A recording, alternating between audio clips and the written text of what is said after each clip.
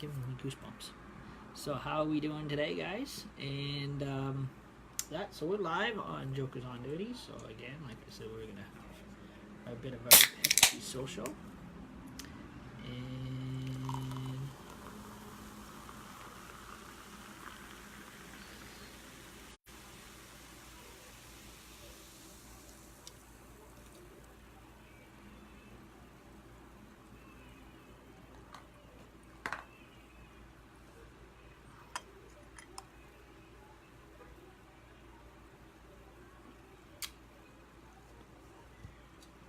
so we're just getting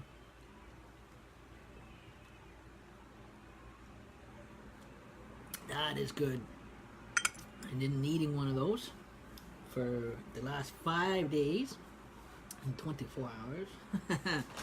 So I'm gonna put that over there, and that.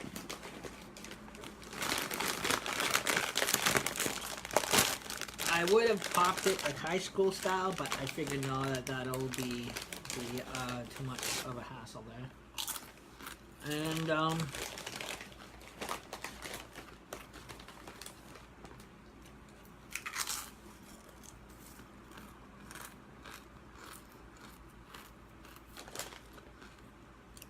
so again, we have our setup for Wyerton.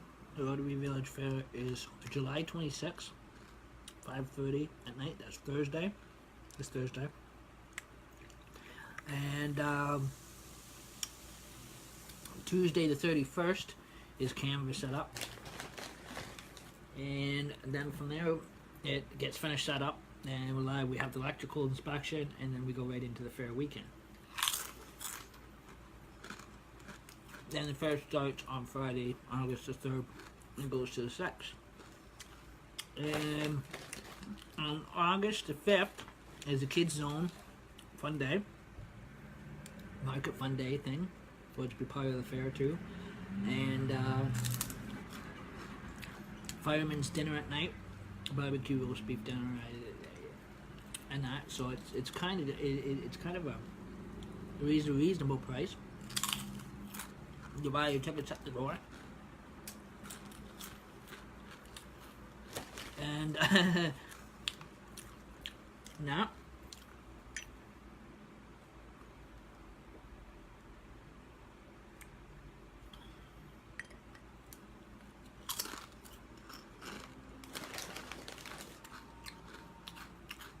and then there's bingo every night with Bingo Nap.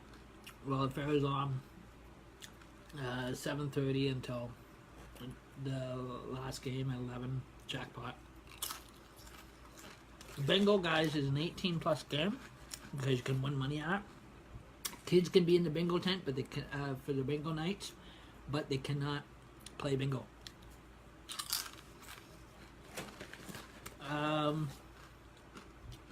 But the other games there's like the birthday game, the kids can play that, and there'll be other games around there. And the Midway will have their games all set up and rides and that kind of stuff. No dunk tank this year. And Hammer Slammer, I just found out, is shutting down on the 5th. So on the 5th there is no Hammer Slammer. On the Sunday, August the 5th, there'll be no Hammer Slammer. So due to a lot of displays coming in, because that space will become rented space for the dock, for probably dock radio station and different display people coming in. And also too, there's Trade Start. Salvation Army is going to have all the wood sheds out again, planter boxes, everything again this year, doggy houses. They'll have a display up on what Trade Start is about, and how much their wooden stuff that's been built by the Trade Start teenagers, or how much they go for.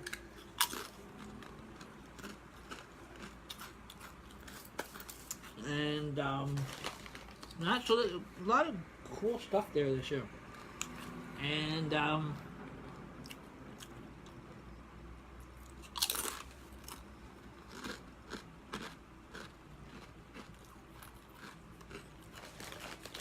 so again, a free admission into the park, but you have to pay for the rides and the games.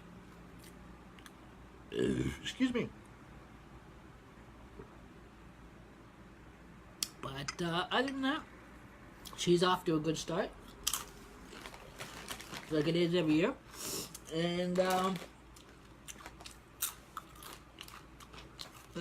this year I'm helping out as assistant manager as the birthday game. So like organizing it and all stuff, all organized, set up and everything.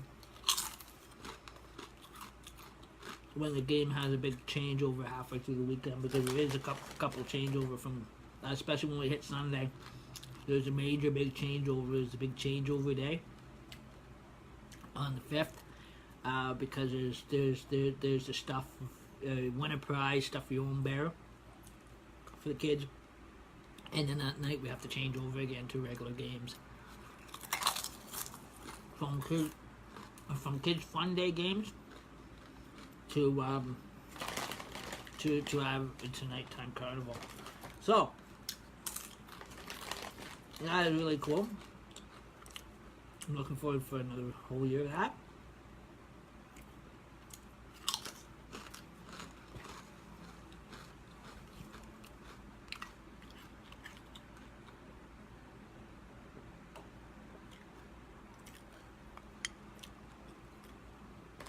And if I get a chance, when we have our dead down times at the fair.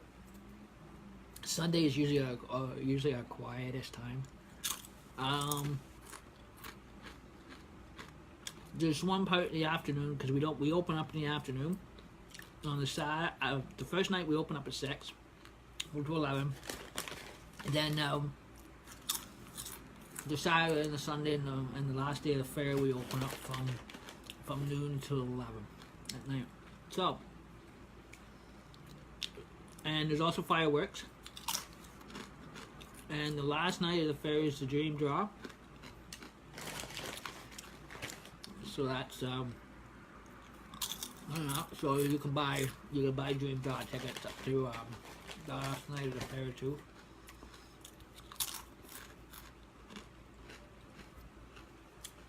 I think it is $20 for one ticket, and there's a different amount of tickets for different prices, starting at 20 and up.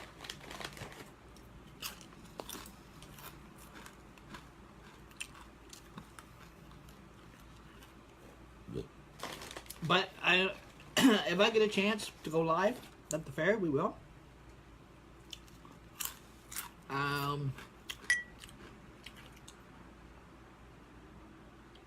If we got that dead downtime space again, then we'll go live. But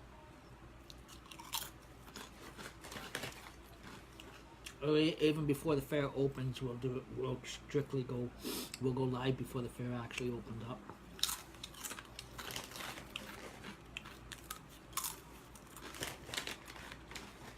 So you get to see around the park and that, and how it's all set up every year.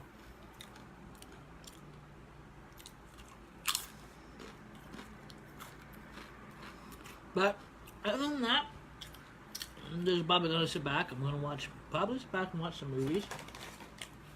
I put my Friday the 13th movies away till next Friday the 13th, whenever that happens. Whenever we have another Friday the 13th.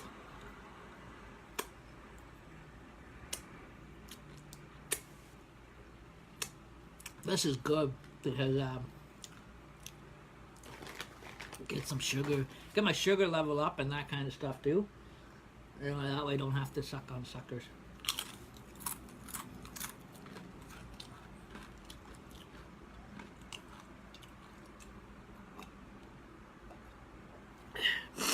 But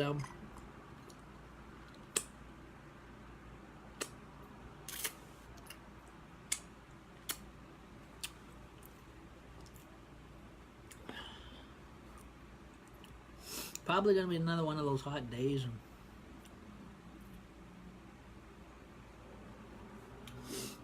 And that. So I guess I'm gonna get a lot of spices into me tonight, because my supper tonight's gonna contain a lot of spices. Spaghetti and spicy hot sauce. And that. And we'll just give Scooby-Doo here a change. Let's see if we can find something different here for him. Bugs Bunny ain't working either.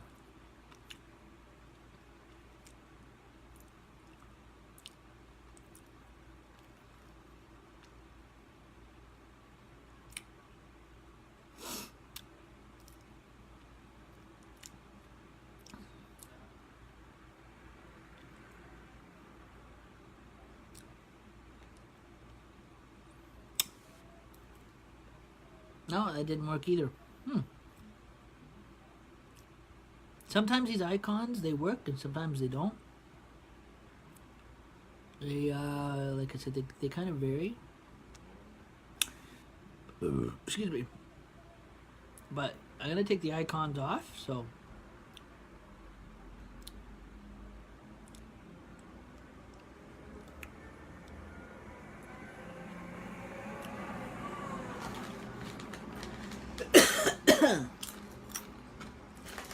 So I also too, just because I get so busy doing a lot of stuff too, I gotta get busy with excuse me. I get busy with Optimist and Rotary and that. I'm actually thinking about giving up my paper routes, my 2 paper routes. So, and if you're ever in the Wyerton local area, and if you're looking for a paper route, come see me. And I have no problem with signing it over to you. I just have to go through my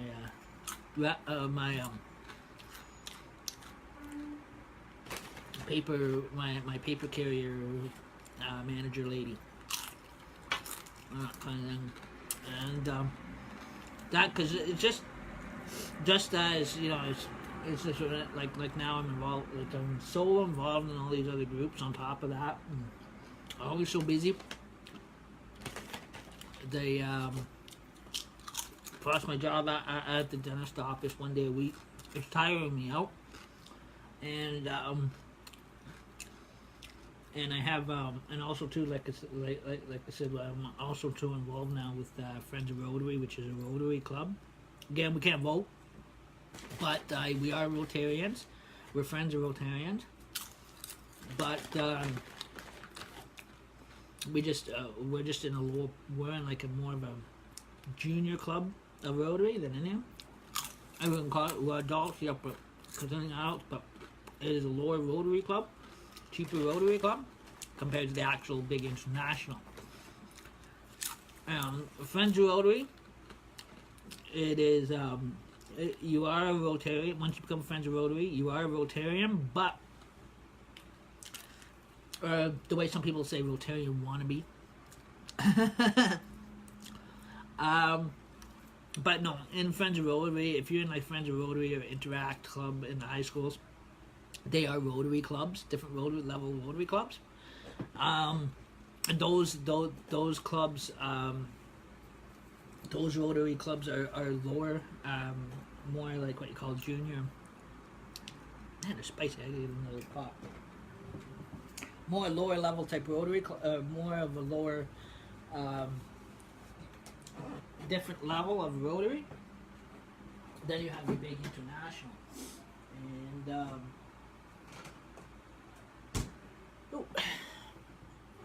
so the big international is the big Rotary International, which is a couple $100 a year or something like that. Which is a lot harder to get into. Like it's a full international Rotary. Friends of Rotary is a club lower than them, but you're still part of Rotary, but you're your friends are Rotary. So you pay cheap. Only thing is you pay a cheaper membership, but you pay when you go. Only thing with Friends of Rotary is you can only go to 10 meetings a year.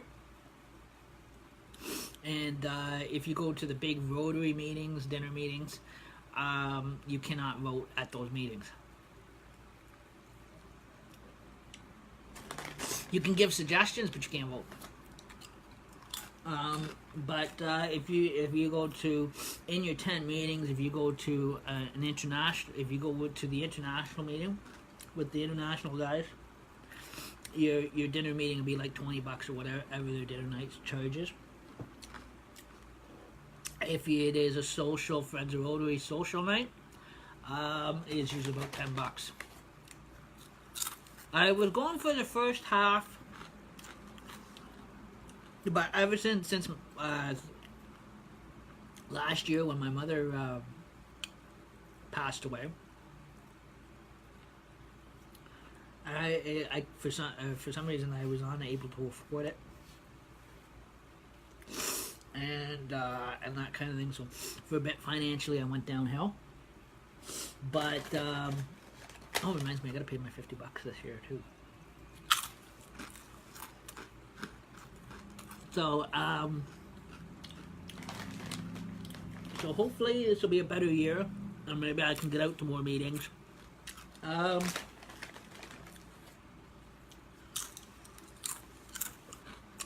But like I said, I am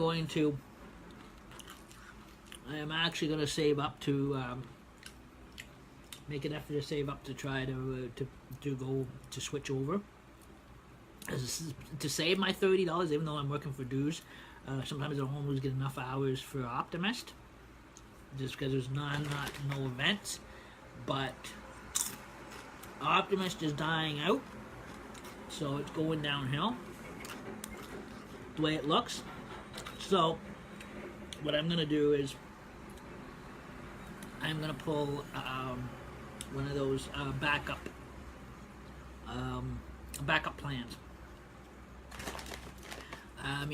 And I actually saved my $30 that I normally would pay for Optimist, put it aside, save it, and put it towards opening up a membership with Rotary International.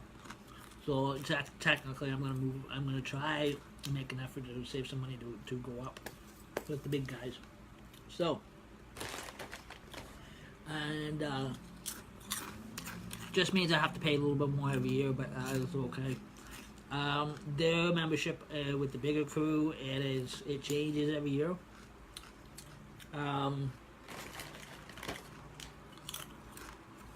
So I'm not sure what their change is based on.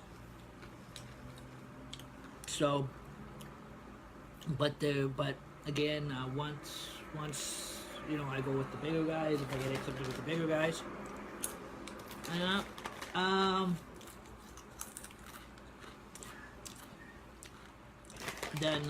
then every year your membership they have what you call the early bird stuff.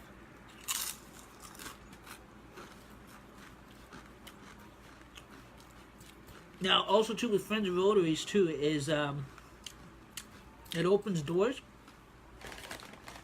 So depends on how much work you do, right?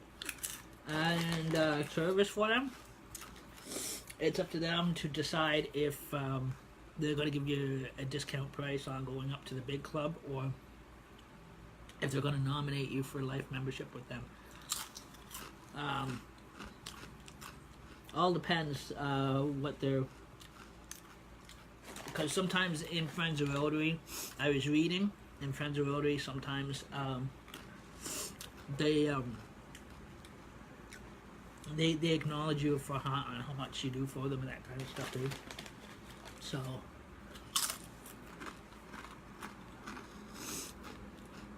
So again, a little bit like Sam Ideas Legion. I remember I used to be a Legion member myself for 5 years before I got married. And from when I was 19 for about... I loved it because I used to carry colors on the color guard and everything for Peterborough Branch 52, the B-52s.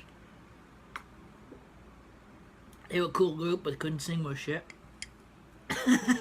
Okay, uh, but what do you expect? They're all you can't help it. You have to. You have to. You have to. You have to kind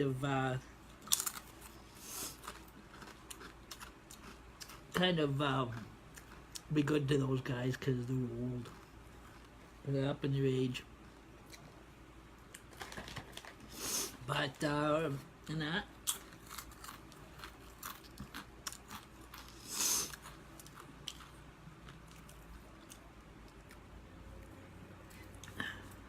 Well, again, I didn't put my Rotary shirt on today because I'm eating chips and I get chips crumbs all around. Wait till the fair for that, because I know by the time the end of the fair is, it's gonna be my shirt's gonna be all full of. It's gonna by the time I'm done helping out at the fair like last year, my shirt's gonna smell of. It's kind of smell like a carnival by the time I'm done.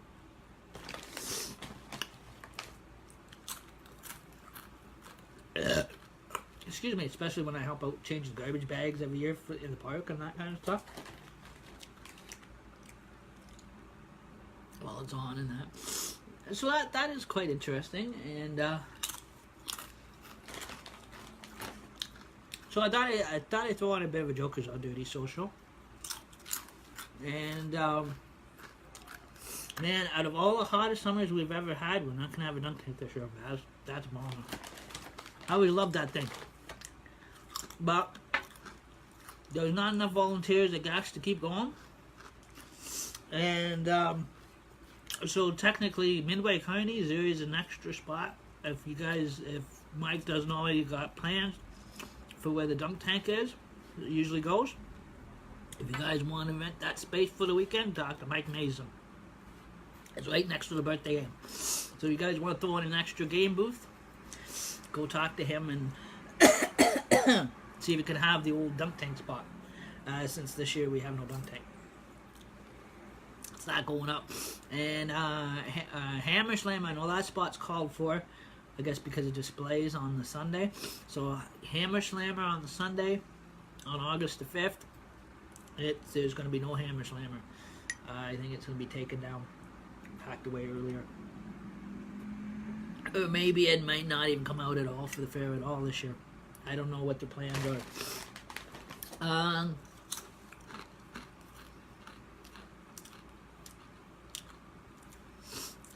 And so I got my easy chair. Now I'm going to sit him.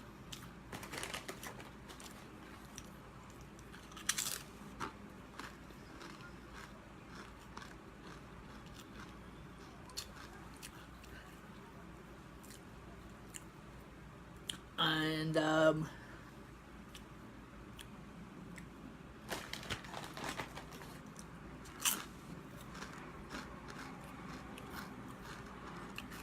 but it's pretty shame that we don't have one of our birthday game guys volunteers. He's always used to be there every year.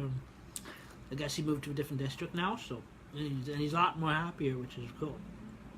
So we don't have him this year, so I'm going to be running things all by myself. But that is okay. I know the drill. I know where everything goes. So again, I'll be assisting Birthday Bob, who's the main game vendor, the main game operator and vendor. I'm the assistant game volunteer game assistant management this year. So I'm actually a venue manager this year. So I get to pick my I get to also look after the volunteers too coming to help out. So if you guys want a spot in the birthday game, if you live locally in Wyerton here, you guys want to help out with the birthday game, since everybody I know does pile into the birthday game, come see me if you're interested. And with the spots, I can slide you in.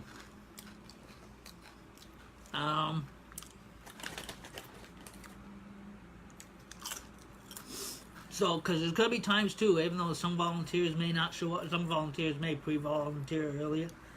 From last year, may have been called back, but some may not show up as scheduled. So, sometimes what happens is some volunteers, they commit their time, but they don't always call us to say they can't come. And sometimes there's some parts of the fair where it does die down and it does get very short-handed. And so sometimes there's openings. Volunteers are always appreciated. We always need the help. And even if you guys don't live in Wyerton, and you guys are, even if you're driving up from Guelph, which is Wyerton's close to Guelph, if you guys, anybody in Wyerton's looking for a volunteer position, you want to come and jump in and volunteer at the birthday game at the Wyerton Rotary Village Fair, feel free to come see Bob and I. If we got any openings at the birthday game, I'm sure we'll find your spot. And that.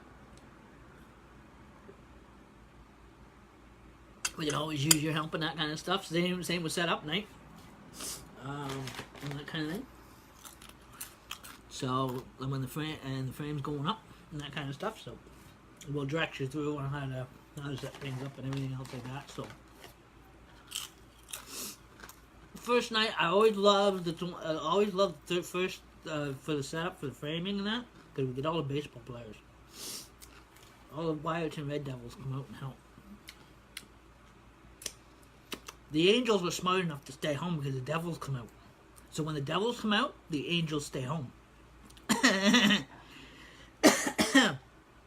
So, I shouldn't make fun of our Wyerton baseball team like that. They're a cool team. I've seen them play a couple times. They're actually pretty good. They're actually way better than the Blue Jays if you really look at it. I tell you, these guys are younger, even though it's a junior league, but man, I tell you, their pitcher knows how to throw a ball. One throw and the batter strikes out. I mean, they've always, like I said, they've always got a good pitcher and that kind of stuff too. And me, I'm not really much of a sports fanatic. And so anyhow, if you guys do want to see the lot from the previous years, I think, yeah, my 2015, when I was on the dunk tank in 2015, Rotary Village Fair, guys. It's August Civic Holiday weekend. Me on the dunk tank. I have those videos on YouTube. Feel free to watch those and like them. They are funny. Again, I'm in a black wig, red bandana, pink shirt, and pink shorts on the dunk tank, being splashed in the dunk tank. I did put that on YouTube, and I do have it on a couple of copies of those on my Facebook too. So feel free to watch those, like, laugh, share. They're funny. Again, that was 2015. 2014, Ryan Martin and myself, I assisted him. He was the main project director of the idea of it. Some of the youth, teenagers at the Salvation Army, the Texas Youth Group. We did what you call rules for calling shotgun. Really cool video, guys. Again, it's in it. The stunts are not real. It is all a setup. It is funny. It's comical. Nobody really got hurt. Nothing like that. It was just set up to be funny and more comical than anything. Me and my little stunt talent, personality. Lots of funny guys. Again, do not copy you see it there, because that was just a setup, guys. We did that to make you laugh, kind of bloopers and that kind of stuff, and to make it funny, bring it up. That way it didn't turn out to be a drag. And also too, Ryan's music helped a lot, and I enjoyed. Too bad he wasn't still living here and that kind of stuff. But now he's away. I guess he's away at college and that kind of stuff now too. But yeah, so again, he used to make really cool film and editing, and so he kind of he kind of helped me get my Jokers on Duty back, basically up on his feet again. And I thank him for that, because he taught me some other skills that I could use. And so I put some of those skills to usage, if you probably noticed. And that's so again, like I said, he was a big help with getting Jokers on Duty back on its feet. Like I said, I started Jokers on Duty back in 2010. This is before I even knew even knew that Facebook even had this live social media. I didn't know nothing of it.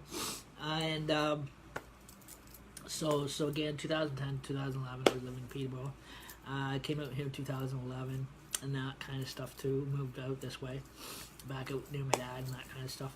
And so again, like I said, one thing led into another after that one. But we'll stay off that kind of a topic. But again, like I said too, like with the loss of my mom and that kind of thing in last year. So anyhow, we'll get off that part.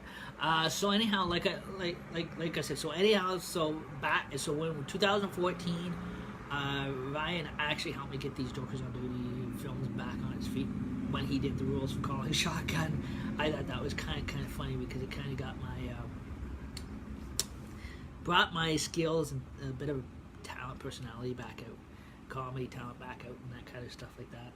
And so it got me basically back into. I was almost ready to actually give in the Jokers on Duty after the 2010 VHS taping, and everybody says, no, that's funny, keep that going.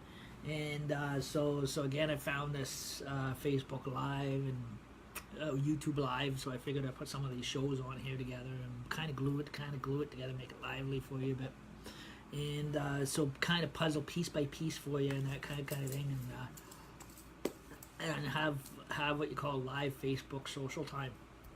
So that way, kind of, so you can kind of get to know what kind of show Jokers on Duty is. Now, Jokers on Duty is normally what you call a setup joke show. Means nothing is real on here.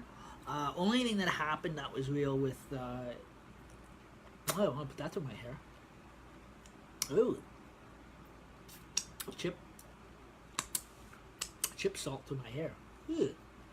My hair be smelling like jalapeno peppers. So again, only thing basically had to happen was last year when I got the phone call that my mom had passed on. But that I'm slowly getting over that. I was slowly getting over that. Still slowly getting over that. More and money I had to put on it. But that's okay. That stuff is normal. But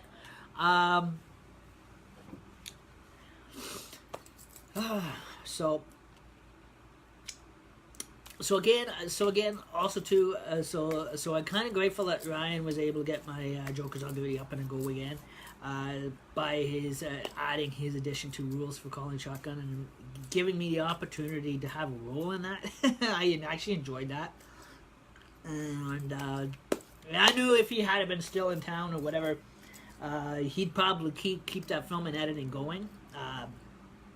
Even though he couldn't with the Salvation Army end of it, because there's some film and editing and content he wanted to use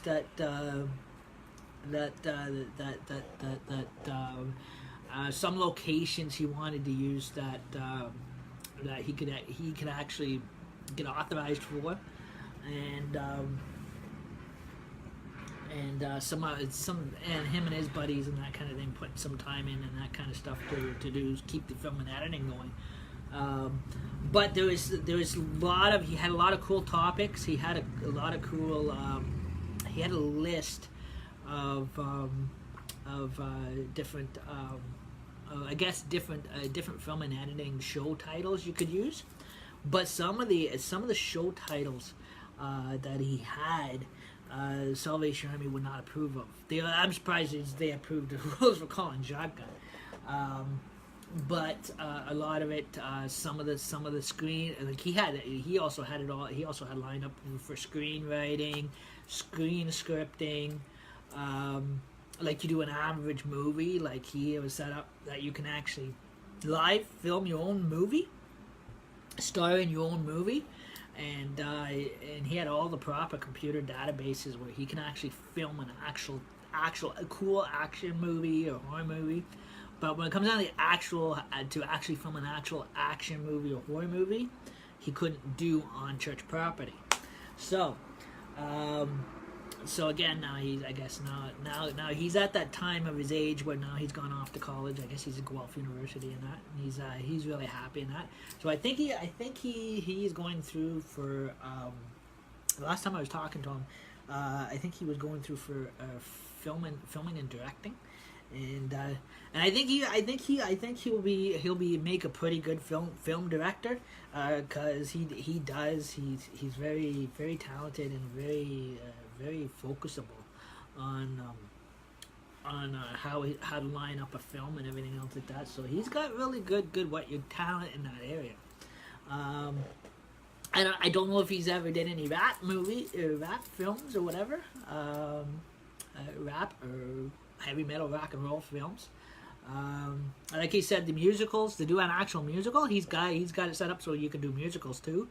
But like he said, they take more time to put together, and I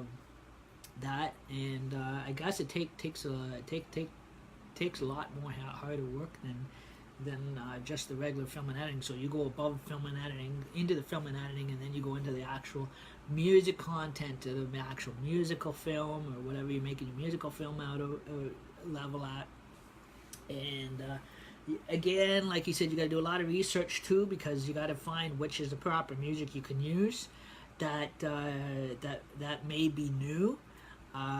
That'll be new to social media, or will be new to the film industry that has never been used before. It means you got to do a lot of research when you actually do music videos. You got to do research, I guess, when you do the actual big film and editing and that kind of stuff, to make sure that you're not hitting any copyright or anything. And if you are going in to go to hit with actual film and editing, if you're going to actually, like you said, if you're going to direct your own film, you're going to direct your own. At that level, you have and it's a musical film, like you want to do a musical. You got to find out which music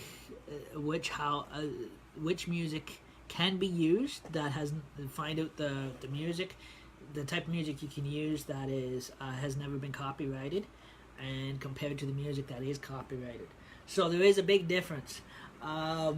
Because there is music out there that is like, if you go back, I guess they were saying, if you go back to like a great grandparents' days or grandparents' days, if you go back to the 1930s or back to the music back to the actual war days, that music would have never ever been copyrighted. Than compared to the music today. So again, it takes a lot of research and that kind of stuff too. So to see which is actually going to fit your film and editing, or if it's going to fit it at all. So again, like that's what I said. So I meant, like, he had a lot of cool ideas. I was actually going to keep working with him on that project, but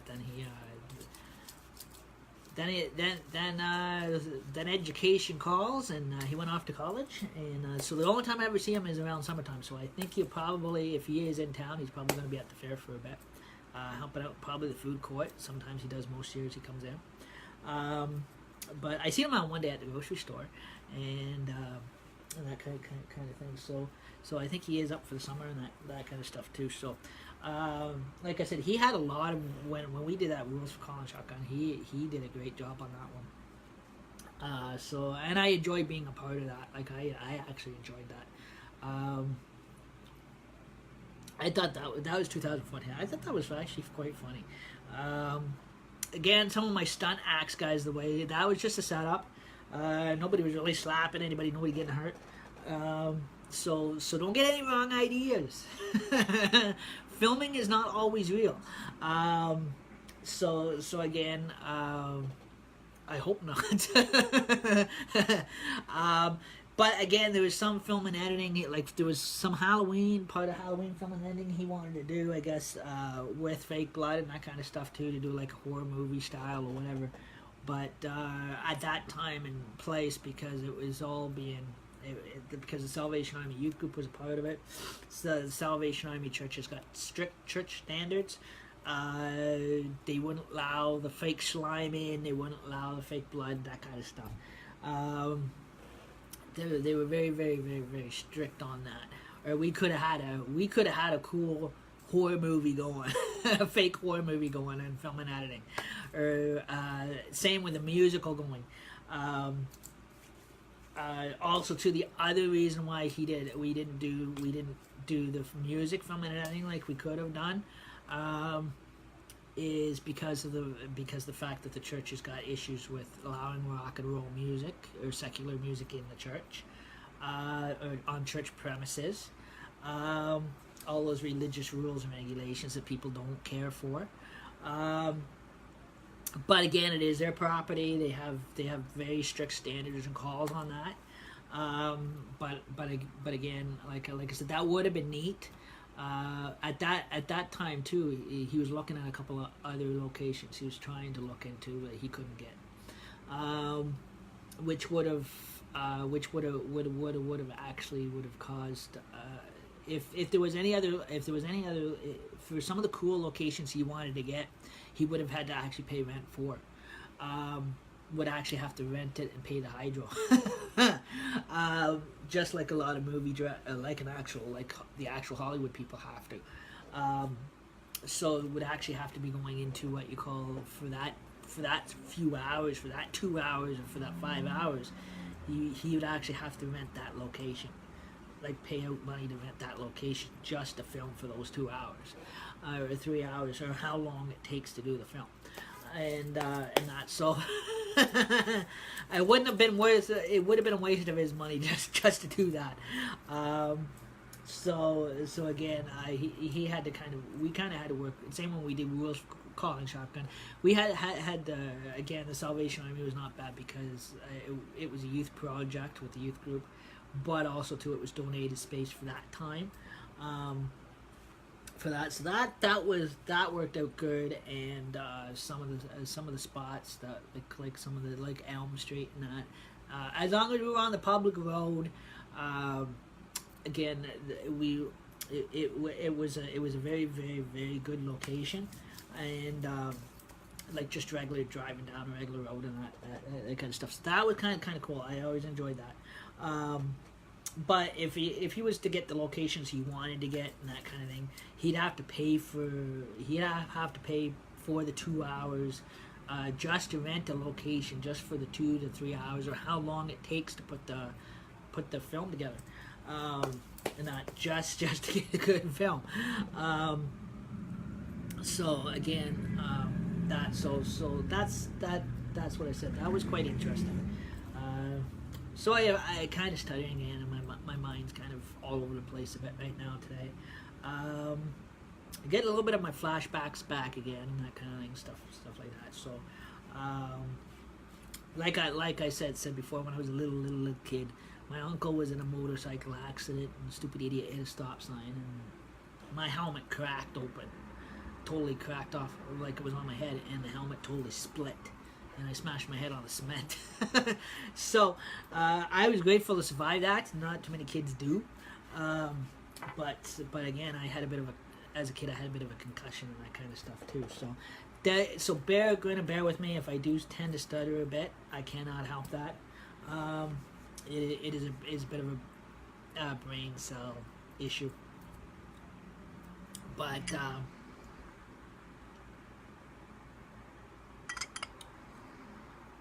again, also too, I had lost a little bit of long-term memory, but I still have my short-term memory.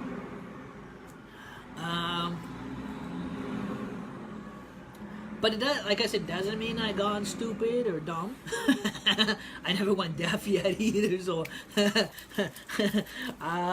don't take me seriously on that one. I hope I never do. But you never know. One day in life, you never know what happens. Like I said, life works in mysterious ways, like they all say. But yeah, so you know, it's. Just to let you know, guys, I did put, if you noticed, I put some videos up on YouTube. Now, they're from last year. From 2017, some of the memories that came through my Facebook that I took last year of Jokers on Duty. Some of them may have a bit of a... might have started off with a church song. But again, that was a mixture for everybody on here, so nobody's left out. So again, we tried. Jokers on Duty tries to do everything for everybody on here. We can't guarantee we can do everything for everybody because the world is full of billions and billions of people. But again, like with the karaoke clip and that kind of stuff, that was pre-recorded to YouTube or whatever. Again, like I said, we wanted to do kind of a mixture show that everybody's going to enjoy. So again, it kind of respects everybody a bit. But again, we didn't, like I said, we didn't go into too much of that. We didn't go into too much of that church stuff because I know it can be a bit of a turn on. So I kind of put it a twist to that one. I kind of twisted that one off, a spin off of from one church song to Irish songs, Celtic Irish songs. So again, there was a bit of that twist. So again, I wanted to kind of give you that kind of twist off for that one. Sometimes we do that. So again, like I said, if we, even if it's a lip sync, guys, if we're doing a pre-recording on YouTube and we're doing lip singing, there is going to be a spin-off twist. Sometimes there's going to be something for the religious community to be polite and respectful, but then there'll be a twist off with something non-religious. So again, like I said to the guys, there is going to be that split twist, and Jokers on Duty always is, because that's why we're called Jokers on Duty. So we kind of try to make it enjoyable for everybody. Halloween is not more so a religious type show. Again, our Halloween shows, again, we have certain Halloween props we do use that a lot of religious people may get offended by. But like I said before, when it comes Halloween time, those people do not have to follow these streams on Halloween night if they don't wish to, because give you the heads up that it is going to be more of a gothic theme than anything. So again, it's going to be more of a satanical gothic theme than anything on Halloween night. So again, on the 30th of October, 31st, Halloween night, it is more of a gothic thing that a lot of religious people don't care for. So that's what I said. So if there's any like religious people that do follow me all my shows every day, that is great. If you don't feel comfortable following the Halloween shows, those ones I'm just giving you a heads up. There's going to be a satanic gothic theme. So again, like I said, you guys do not have to click in and follow these shows on those nights, on those Halloween nights close to Halloween, because that's expected for Halloween. So again, same, no matter if it's paranormal hunters that come on or if it's spiritual detectives that come on. Again, you do not have to follow those shows if you're not comfortable following them. It is, but in the long run, like we always ask, please respect the shows. Again, don't ruin them for everybody else, because everybody else do love these shows, because there's, like I said, Facebook is mixed people, and like I said, not everybody on Facebook is church-going mixed people, or church-going type people. So again, you got mixed people. So that's why Jokers on Duty does the certain times that we do everything. We try to do things for different people. So to give people to do different things for different people. Me personally, myself, I am not a religious person. I was when I was a little kid. Seen through them like a two-way mirror. Gold don't always glitter on the other side. With some of those people. Some are true, yes. Some are honest, true to with what they believe in, and some of them are just fruitcakes. I can honestly say that. Yeah, and I'm talking about Wyerton here alone. Is more the fruity side than anything. But that is okay.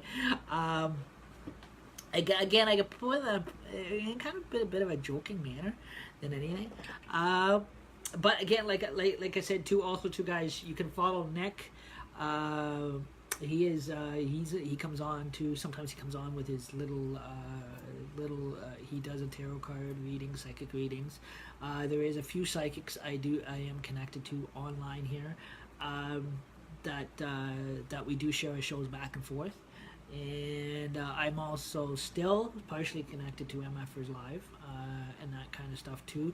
Right now he's been sitting at home a lot. I don't think he's got any rap concert gigs coming up yet, but I think there is a few slowly coming up, or the odd concert coming up. But again, he'll keep you posted on when those concerts are. If I had my driver's license, I had a car, I'd be buying tickets to those concerts myself and making an appearance at those as well. He goes all over from Windsor to what was it? Last year he went to Peterborough. He went all the way down. Last year he went all the way down to Peterborough, I think, to the Red Dog Tavern, to Peterborough, Ontario. No, it was the beginning of this year. Yeah, it was the beginning of this year. I think it was the beginning of this year, last year. He went down to the Red Dog Tavern. So to the Evil Ebenezer concert. It was down in Peterborough at Red Dog Tavern. I remember that place. When I first became of age to drink, I went. That's the first bar I went to was a Red Dog. Nice historical pub down there too. But by the way, it is haunted. By the way, too as well. They swear up and down they see ghosts, spirits and ghosts. Some men spirits walking through the walls. So across at the bar counter, or some ghostly spiritual poltergeist dude sitting up at the bar, after closing. But so again, that is quite interesting there.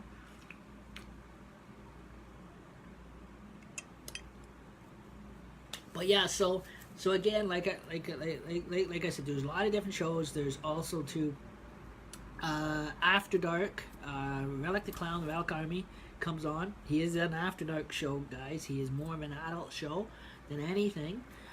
Kids do follow him if they're up, but he usually waits till late at night to come on because it is a clown show, and he's a nice guy, but with his shows, he can be a little.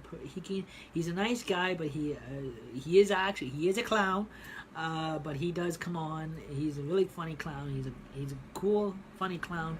But again, when he gets on there with some of his other clown buddies, there are certain times he can talk a little perverted.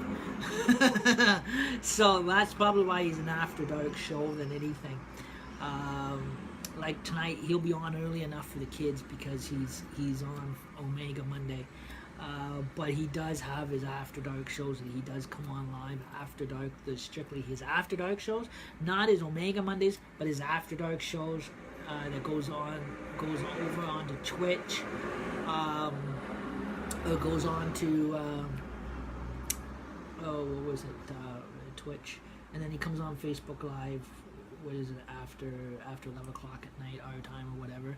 Again, he's from down Houston, Texas. So again, like I said, Jokers on Duty also too does share those show links.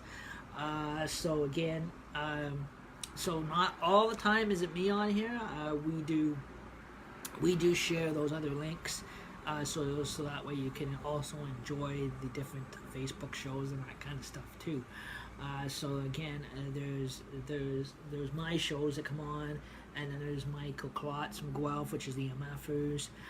Then there's the psychic shows that will be shared over to Jokers on Duty. There is some country and western lady singer, and she gets shared over. And then there's the Relic Army, the clown shows that will be shared over as well.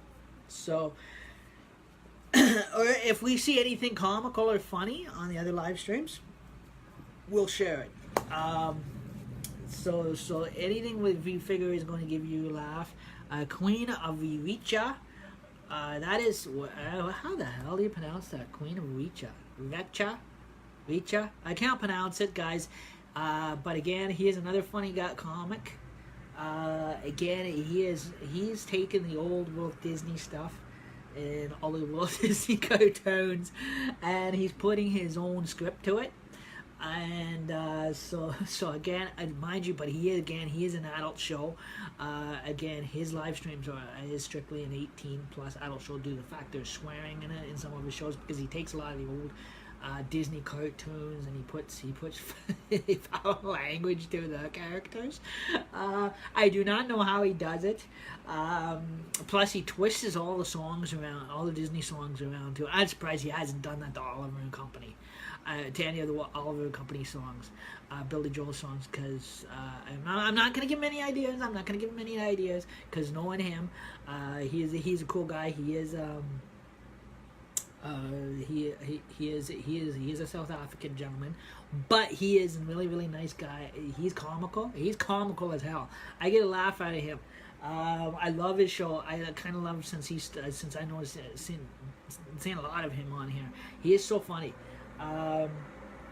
So again, where he's actually taking a lot of the old, all the Disney cartoons, he put foul language in the characters, like the Wicked Stepmother and the Stepsisters from Cinderella, and he mimics his own voice to the cartoon. So he plays the cartoons in the background, and I guess he gets on a microphone or whatever, and he totally changes everything.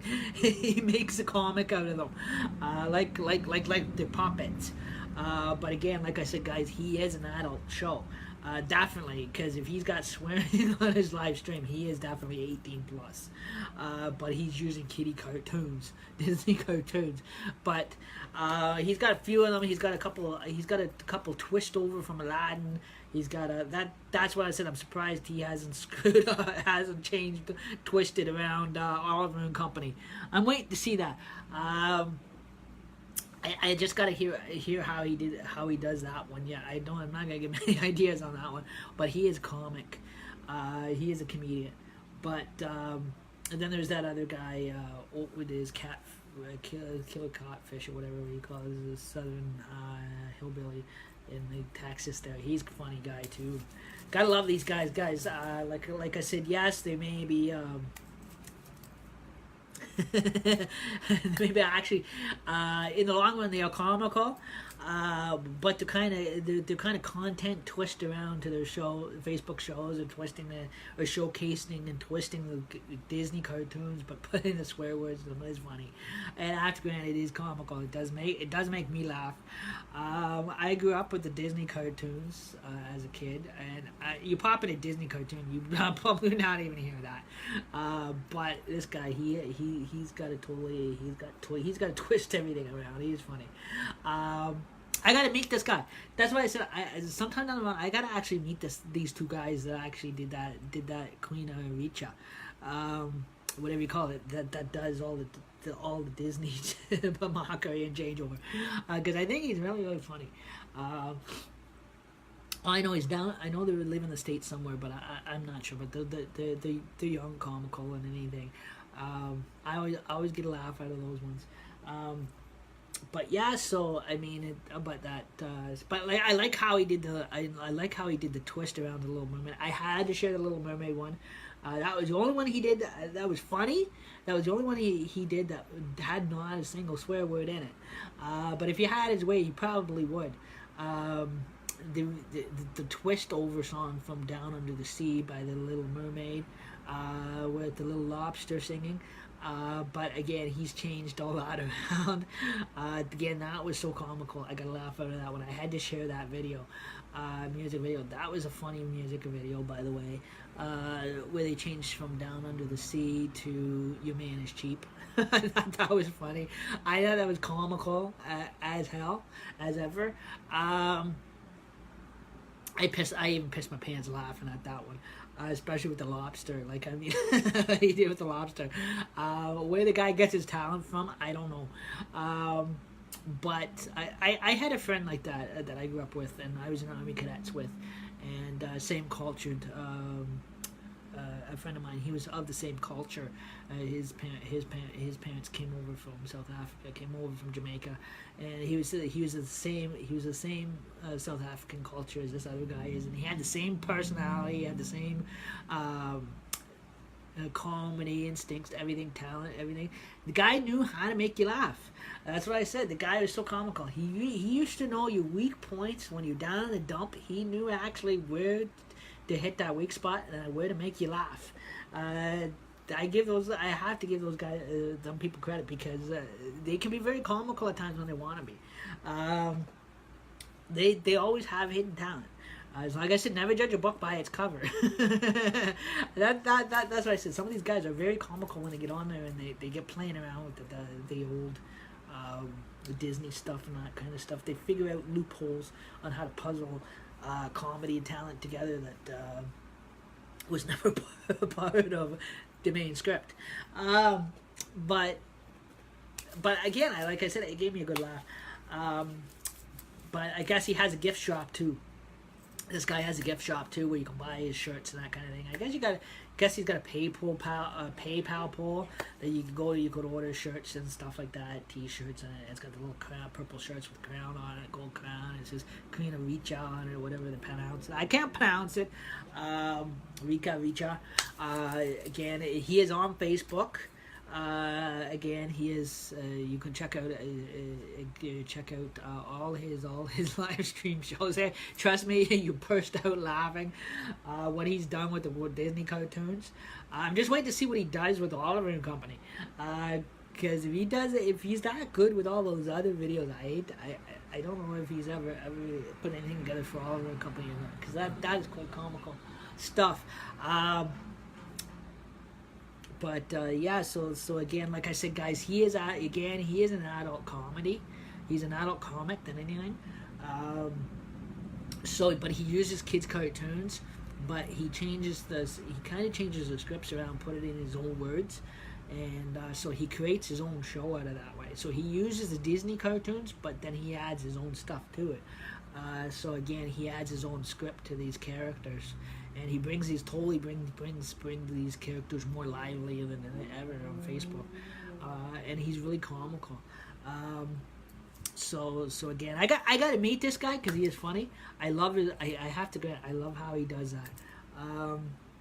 Me, I personally, I would not be brave enough to ever do that. But I'm brave in a lot of areas. But to go that brave on showcasing kids' cartoons and create your own swear script behind it. I don't think I could probably be brave enough to actually do that for that whole length of time he does. That's what I said. That's what I said. He's got he's very comical when he wants to be on that. I think it is really, really, really cool. I personally, like I said, all his shows are labeled as 18. His definitely shows would be 18 plus, because again, a lot of his script that he does with Queen of Richa is like he takes the Disney cartoons and he swears he makes it sound like the Disneyland characters are swearing, cursing, talking, perverted, everything. Again, he gets a little on the perverted side. So, like I said, I tried. I know some people may not think it's funny, but I actually think it is funny, especially with the kids, with the kids' cartoon characters. I've never ever seen that done. I personally never ever seen that done in my life. Even when I was a little kid, you'd never ever see that. Because back that generation, that was a big no-no. We used to get our mouth washed out with soap if we ever tried that, and that wasn't even on live on Facebook Live. We sat in the living room and tried that in front of our parents. With the kids' cartoons, we get a slap in the ass. I remember that one. For changing, and we would be told off for changing the cartoons.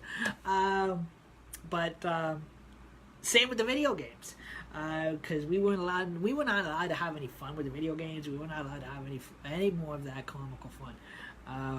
But again, like this guy is so comical. I always get a kick out of it.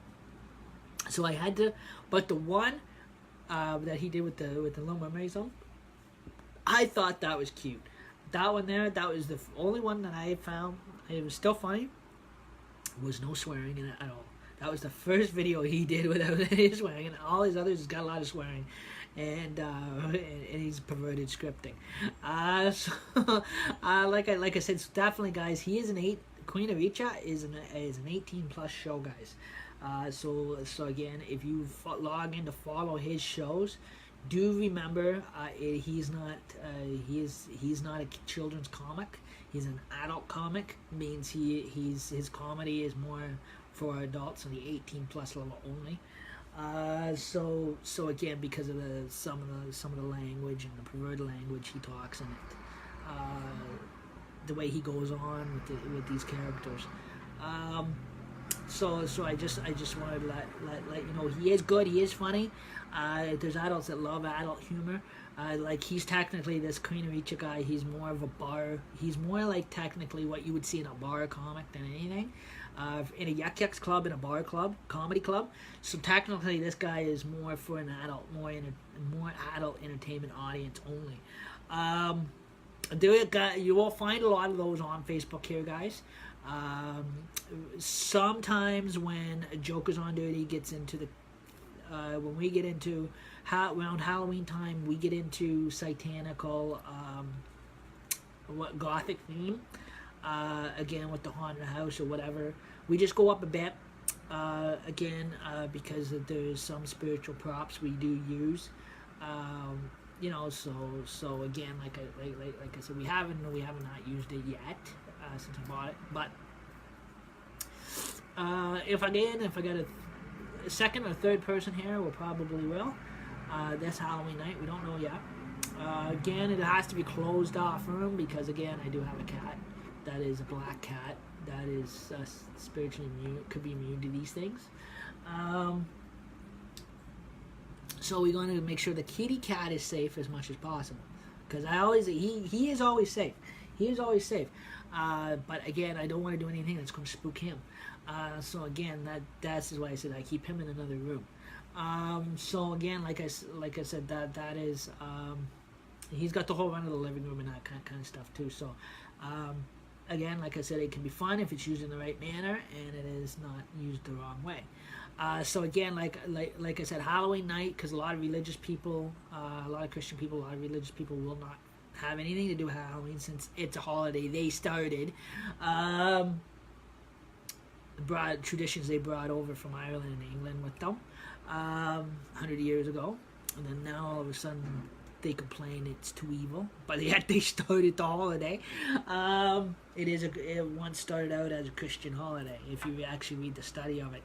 The Christians brought it over like everything else. But again, like I said, we do respect that. If they, like I said, they do not have to follow our Halloween shows if they don't wish to. Again, like I said, that is so again, like I said, we just don't want ruin for those that do like these shows, because there's a lot of people that do love these shows and that kind of stuff. So thought I put a little bit of a sense of humor there for you. Again, my hair is sticking up. And so that covers Halloween, guys. And like I said, October 6th is my 38th birthday, so I will be going live for that. I'm working out a plan. I'm working out a. Oh, I hate those interruptions.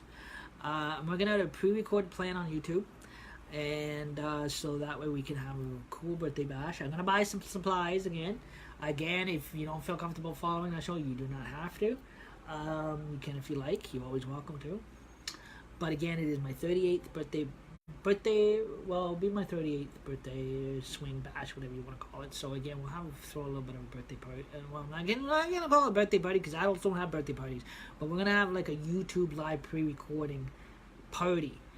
Is the way we're not gonna put birthday party. We're gonna put even though it is gonna be my birthday, we're just gonna say it is gonna be labeled as what you call a pre-recorded live lip sync party.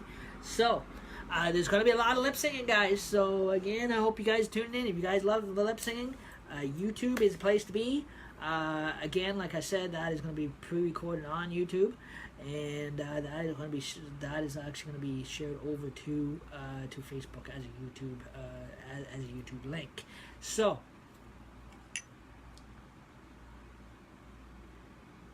And I will, like I said, my pop has nothing in it today because I didn't buy anything. But like I said, the birthday night, or the pre-recorded lip sync day night, or it'll be night show, October the 6th. I'm going to before I go live, I'm going to buy some party supplies. I'm going to talk the wife into getting pizza and chicken wings.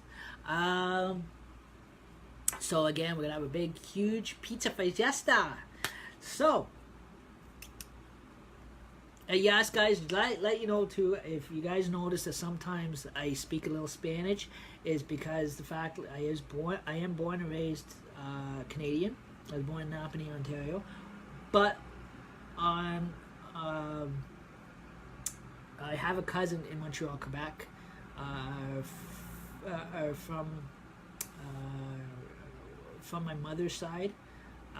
Fortunately, my mother passed away last year, but like I said, I won't keep bringing that up. But anyhow, her nephew is living in Montreal, Quebec. One of her nephews is living in Montreal, Quebec.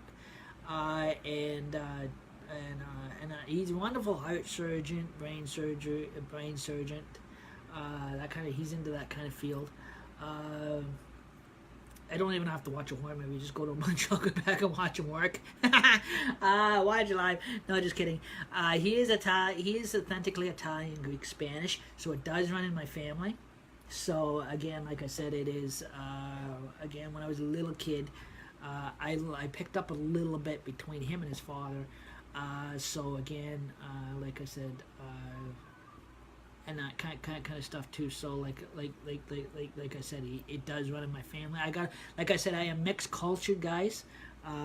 Again, like my dad's side is First Nation through his mother, which is Mohawk Native, and then on my mother's side was Scotch, French, Irish, Italian, Spanish, and a little bit of Dutch. So, like I said, I am mixed, mingled blood. That's why I didn't qualify for the First Nation status. So because I've got too many crisscross nationalities that I was born in my blood system. So again, like I said, it is, which disqualified me. So again, like I said my dad now he's remarried. So. Like I said, it's, again, so I'm his oldest boy, so technically, one of his oldest. There was one older one than me, but there was a drowning accident, so again, I was the third oldest. And then my dad remarried, and then he had other kids, so again, my step siblings are younger. And my older sister is older than I am. There would have been an older boy, but he drowned before I was born. So, like I said, technically there was 6 of us. So I'm kind of the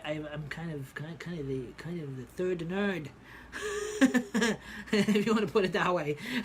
That's probably how Jokers on Duty got started. Or how I got the luxury of running Jokers on Duty, running a nerd show, if you want to put it that way. But yeah, so again, yes, guys, you see me, yes, guys, you do see me sometimes on some of these shows in dresses or wigs, sometimes ladies makeup, but let you know, guys, I am straight. I am happily married. I am not a transgender. I'm not a drag queen. Again, these are just for comedy. Again, this is just this is just a set up joke show. Again, this is just all volunteer acting. Again, so like I said, none of it is the reality of it.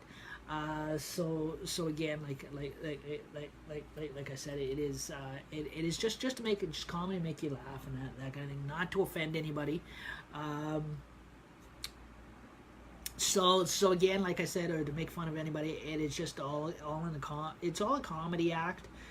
Like I said, when I grew up, I've done everything with mime acting. I went through Army and Air Cadets. I went through Cubs, Beaver Scouts. Again, I was part of, when I was in high school, I was part of a drama club.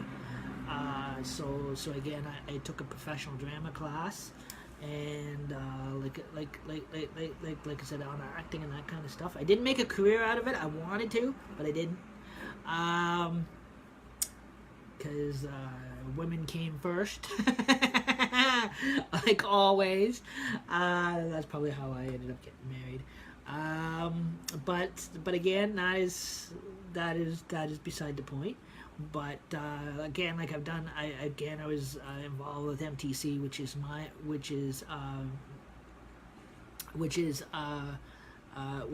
a mime theater circus. So again, it is a portable mime theater circus on wheels. So it is more of like what you call a gypsy travel. And I did that for so many years as a teenager. We used to go to the streets and we used to do mime acting and that kind of stuff like that. Some people called us Miracles Through Christ. So again, like I said, because the fact that it was operating out of a church. That's the first time I've ever seen a circus operate out of a church. Well, I went to, at that time, I was going to a church that was jumping around like it was a Bloody Shriners circus. So again, they were making they're turning religion into a big time circus, which is nowadays you see a lot of, with the big rock and roll music and bebop and jumping in the aisles and idiots riding around on unicycles. Probably the next thing you're going to see, flying off the chandeliers, swinging off the chandeliers, whatever goes on in a Pentecostal church. That's the only church, guys, that I loved, because they did not have standard rules and regulations about rock and roll music. They didn't care. They loved it. They would allow it in their doors. If you go to a Vineyard or a Pentecostal church, guarantee they will not have a problem with rock and roll music. As long as the lyrics are clean, don't care if it's secular or not, they'll allow it. It is just the small, puny Baptist churches like Salvation Army and those Methodist churches will not allow, or United churches will not allow any rock and roll, whatever at all.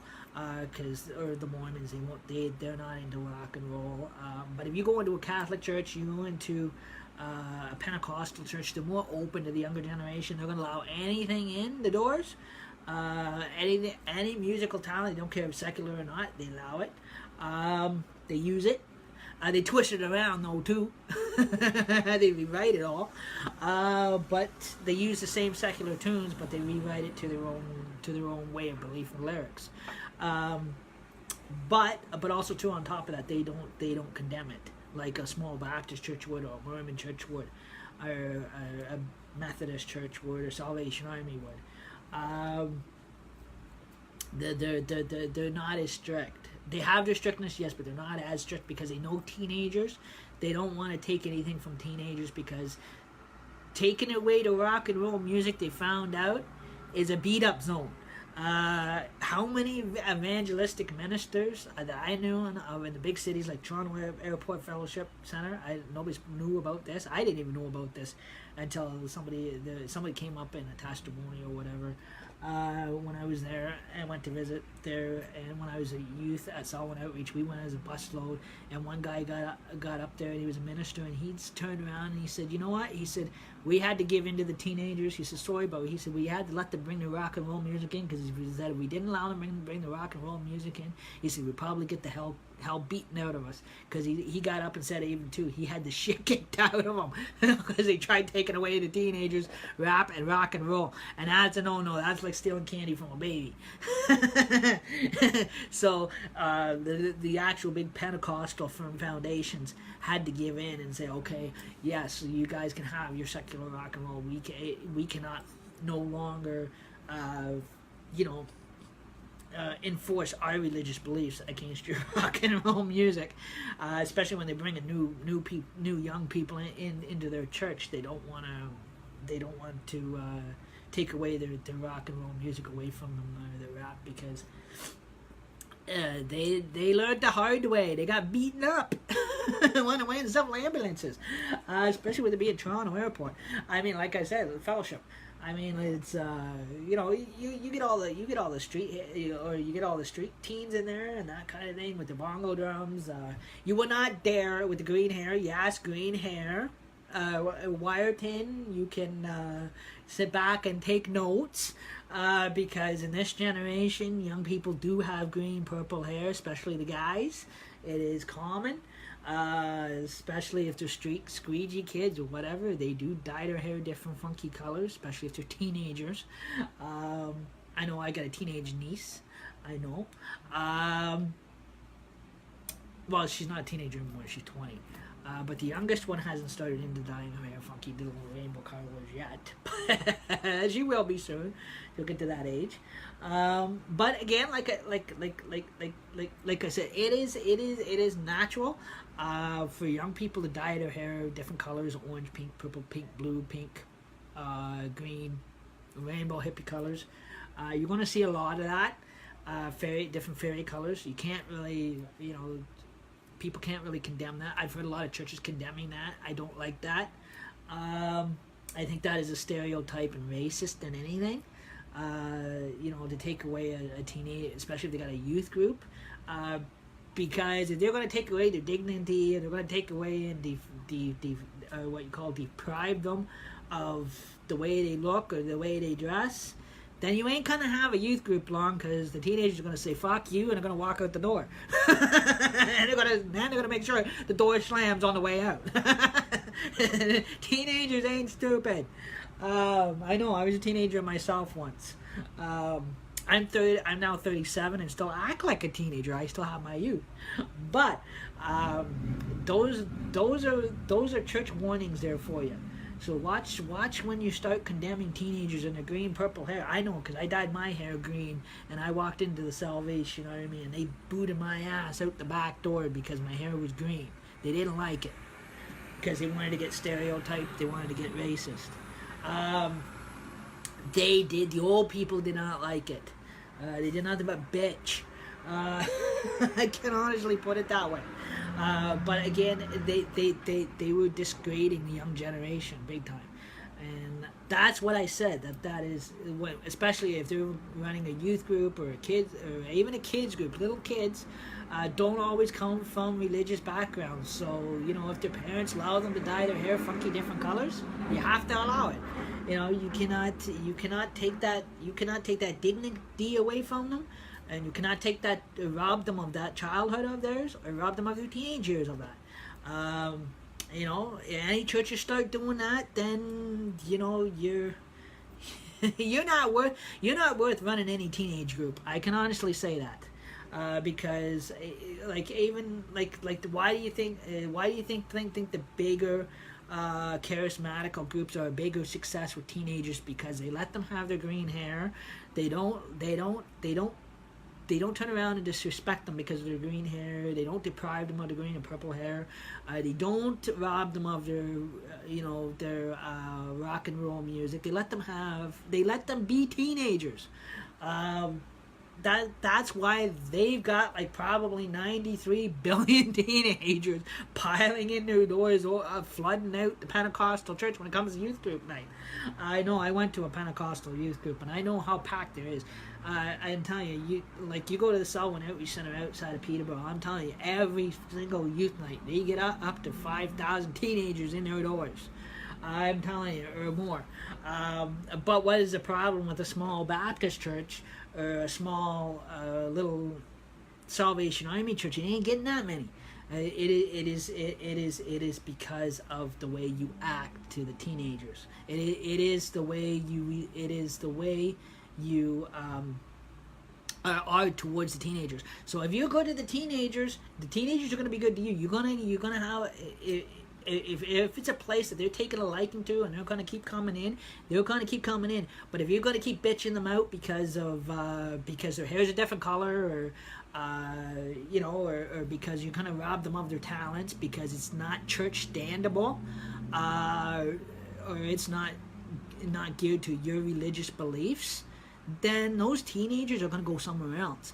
They're going to go take off to the Pentecostal crew, because the Pentecostal crew does not ever rob them of their teenage life.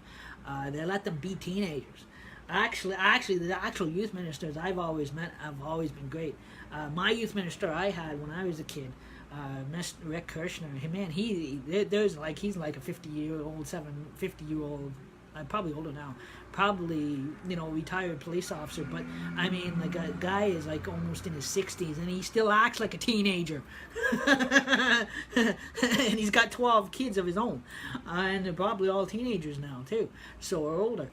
But I think a couple of them are teenagers, but I think some of them are now teenagers. Some of them are probably older, probably off, married, in college, whatever. Now whatever they're doing, business has gone on to go. But that's just what I said. It is. They're gonna go. They're gonna go and associate in groups where they can be teenagers. Any churches that are running youth groups and that kind of thing, always keep in mind, if you're always gonna boss teenagers around, make them sit in the corner for nothing, or sit there and say, oh, because they don't believe in what you believe in, you're gonna cram religion down their throat. Teenagers are not like that. Teenagers are very temperamental temperamental characters, the way I put them. Because like I said, they love being teenagers. Considering as long as they're not doing anything illegal, that's different. Yes, you do have. Yeah, it's okay to have your rules and regulations, but don't overdo it. I've seen places like the Salvation Army actually get very, very, very bullyish with teenagers, big time, because they're right there in their face with cramming a Bible in their face or something. They're not letting them be teenagers, or because if they walk into a youth night with purple hair or different colored hair, because the church doesn't like that kind of artwork, or they got tattoos on or whatever, the church is always attacking them. No, that is not right. That is, I see a lot of that here with this Salvation Army. I can honestly say that. That's why I stopped helping out here, because I did not like how this one operated. No, I'm not saying they're a bad group, but it's just the way their leadership was. I was not comfortable with it. Like I said, like I said, we had a lot of young people coming out, and it was like it was just like it seemed like religion was being pushed on them than anything. It was like they were cramming the religion down their throat, like literally abusing them with the religion. This is what I said. There's a lot of churches that do not know how to lay off of that crap when it comes down to a youth group. It is different if they have they do. I know our youth group had scheduled youth free will youth services if you wanted to go to them, worship services. That's different. That is not didn't really get to a very cramming point. That was your own choice if they wanted to follow those services or not. A lot of teenagers are smart, because they just come they used to come just for the potato chips and pop. just a place to hang out for the sports nights. So that's what I said our youth group, when we had our youth group as a teenager, our youth minister did not always focus on the religion end of things. He more focused. They still had devotions, but it was on free will. So again, it was not to actually cram into anybody. It was more of a free offer than anything. But again, it was like I said, that was all broken down to more like what you call ice breaking games, or they had like a big rock and roll gas night. So again, they got away from a lot of those devotions. The devotions was basically geared to the in church congregation teenagers. It wasn't more for the bringer friends. Again, but the bringer friends were okay with it because it was at a very sensible level, and it was not at a pushing level, so they were comfortable with. If they wanted to accept on their own, they could have. They didn't have to. They didn't want to. So that's why I said Pentecostals, guys. The Pentecostals and the Vineyard people run totally different than what you see the Baptist people. The Baptist people are too old school. I am sorry, but the Salvation Army and the Baptists will never change because they're too. Same with the Mormons. They might be good people, but they'll never change because they're too too old school. Again, they were more of a grandparents' generation, which they're trying to keep in, because those type of people, they hate change. They hate teenagers. They hate teenagers being teenagers. That I did honestly see. Where you get into a big vineyard, that's why you look at the big, like Toronto Airport Fellowship. I tell you, holy shit, you see all teenagers that go to that place. I mean, they're they're in there in the hallways, skateboarding around in the Pentecostal church. Lets them too. They get about like I said, they can get 5,000 to 14 million teenagers coming in and out of that place all the time. They must be doing something right if they've got teenagers. If they got teenagers coming out, they've got a quote of 5,000 teenagers following them compared to a youth group of 5 or 6. I'm telling you that they're doing something right, and these other groups must be doing something wrong. Because, like I said, Solomon Outreach Center, like I said, that I grew up in, I have to grant, that place was always full of teenagers. So full of them. The place was always packed. You get so sick you want to go outside and puke. Like I said, like the place was totally packed. Probably because they do stuff that allows teenagers to be teenagers, because they've always got they got drama skits going on all the time for the teenagers. They got the mime group. Oh no, but the Baptist group will not put a mime group together. The Salvation Army won't allow mime clowning. They won't allow all that because that's all too devilish. But if you look at all the top vineyards, the reason why they got all the teenagers is probably because of the fact that they're doing things for teenagers at a teenage level, so they're meeting the teenagers halfway. So it is like, if you look at the Youth for Christ drop-in centers, like those, they're doing more for teenagers than these little dinky Sally Ann's. I honestly can say that. Because when you start robbing them of their teenager years or their childhood, a lot of them are, over time, get smart, and they will recongregate to something bigger and better, and always does. I remember, because when I was a kid, we used to test these different. I'm guilty of this too myself. I grew up in entire housing projects, and we used to have all these church buses coming in. Everything from Jehovah's Witness to Mormon to Baptist to whatever, pull in the neighborhood. And we used to go Sunday school jumping. When we were kids, we used to jump the Sunday school buses, and we didn't care which church we ended up at. We were testing the churches to see which one would accept us young people. a lot quicker. And some Sundays we jump the Baptist bus, and then at night we jump the call the Pentecostal bus. Then we call the Vineyard bus. Then we call the Mormon bus.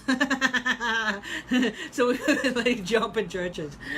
We were kids, or we call the Seventh-day Adventist bus, or we call the Salvation Army van.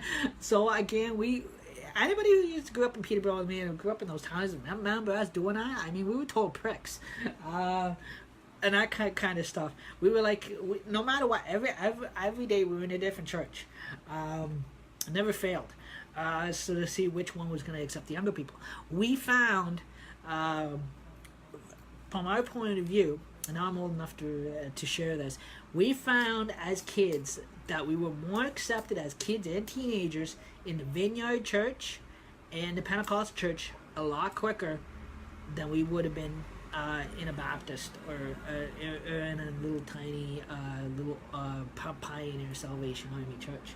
I can honestly say that like they were great. They didn't rob us of our Nintendo games. They didn't rob us of our what you call our little rock and roll music. No matter if it was church related or not, they didn't take it away from us. As long as we had headphones and it was plugged in, our headphones were plugged in so everybody else didn't hear it, they didn't care. They didn't take that away from us. Technically, they let us have our childhood. They let us have our teenage years. It's not half what I see today. Like I said, that is just enough to make me sick to my stomach. And that kind of stuff too. So, and also too, it's great because now I'm older and I see that even today, I see the fellowships or the vineyards, you want to call them, doing more for teenagers than anything. And that kind of stuff, and they don't mix them in either. That's another thing. They do not mix them in. They technically, the teenagers have their own night. Same with college careers, they have their own night. And then, of course, if they want to go to the big church congregation, adult congregation, they can. And that plus too, they have their own private school and everything system going for the kids or the rich kids.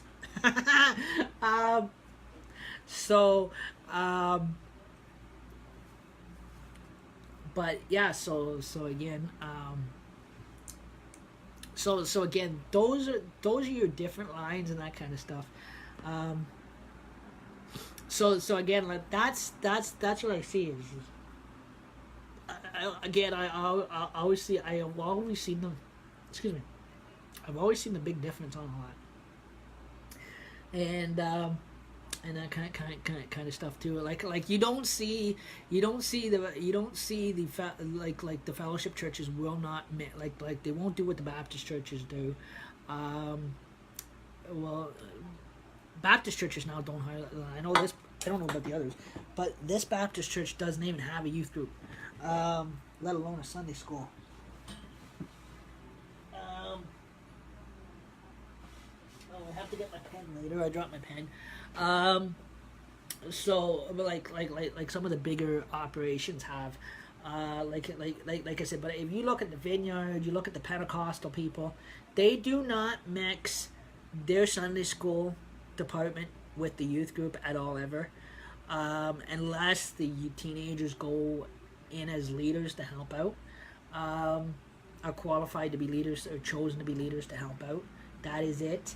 They don't really mix like if they've got a night where it's all children's night, they don't mix the teenagers with the children's little children, and that they keep them all separate. Same with college and career, they keep them all those nights are separate. They don't do what I see what the Salvation Army here does. They mix teenagers in with the little kids pioneer group. That is totally wrong. I personally think a wrong way to run a youth program. But like I said, they're not doing what the bigger churches will do. the bigger churches will keep everybody like they have like the teenagers have their teenage nights for their youth night, and then there's a college career night, and then there's if they want to go sit in the big congregation with the families, that's different. But or again, they don't. Or even on the Sundays, the teenagers in the bigger churches, the teenagers usually stay in congregation with the adults, and that kind of stuff. Or sometimes they have, or the teenagers will have their own Sunday school class just for the teenagers. So from 12 to 19, there will be the actual, it's just the teenage years, between 12, 13 years of age to to 19 years of age, which is they have their own separate class that they split off in. So again, and then you have the college career, they have their own class. So like I said, they split off, and then they have the big, then the big congregation goes on with the adults. So that's why I said it is the bigger churches does things a lot smarter, and it does a lot of things on a better level that I notice than anything, compared to the smaller churches. The smaller churches will just try to mingle everybody. That is not always good. Especially if teenagers are having heavy depression needs or whatever needs that the church has got to meet for or whatever. Work with. You don't want to be mixing. You don't want to be mixing them like a bag of potato chips. But that is just my opinion on that, a theory on that. I don't that's like, I'm just sharing some of the experience I went through as a kid, and that kind of thing. So yes, I mean, as a kid I did grow up in a church setting, but again, it is they did things a lot smarter, and that's why I've always switched. I originally grew up my dad is Seventh-day Adventist. I didn't follow the Seventh-day Adventists the way I should have as a kid, or was not ever dedicated or was not raised like I was supposed to be of that persuasion. So I ended up growing up as a Baptist, but then I left the Baptist as a kid and then went over to Pentecostal, because I liked how the Pentecostal, as a teenager, everybody was all separate. Everybody had their own group. They all had their own classes, like in the High Vineyard churches, because everybody had their own classes. The kids were always kept separate from the teenagers, unless the teenagers were called upon to go in and be youth leaders or trained to be youth leaders or whatever. That was different. Or entrusted by the church to go work with the children. That is different. But again, they did not do what the Salvation Army does, is mix everybody together. That is with the big vineyard churches, they do things more at a professional level. Again, everybody's totally separate. Even the adults in their big congregation usually 10 to 1, because the teenagers have what you call, they have their schooling, the ones that are in the private school, and then they have the ones that go to the youth group. And because they have the youth night, usually they're usually in the adult usually the teenagers will sit in the adult congregation all the time, all the way through, with the big vineyards, and that you'll see them in there. So again, like I said, that is so again, they're more integrated with the adults than anything. There is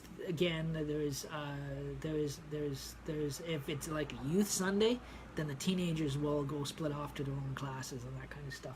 So like I said, that's why I said, no matter if they're doing mime acting or whatever, they're going into the mime acting end of it or whatever, whatever their youth is or whatever, or if they've come back from one of the weekend things away, teenagers or whatever, they have, it is all set up totally different. That's what I said. The smaller group, I don't like how the smaller churches operate. I never did. The bigger ones are more are more at a professional level, splitting everybody up.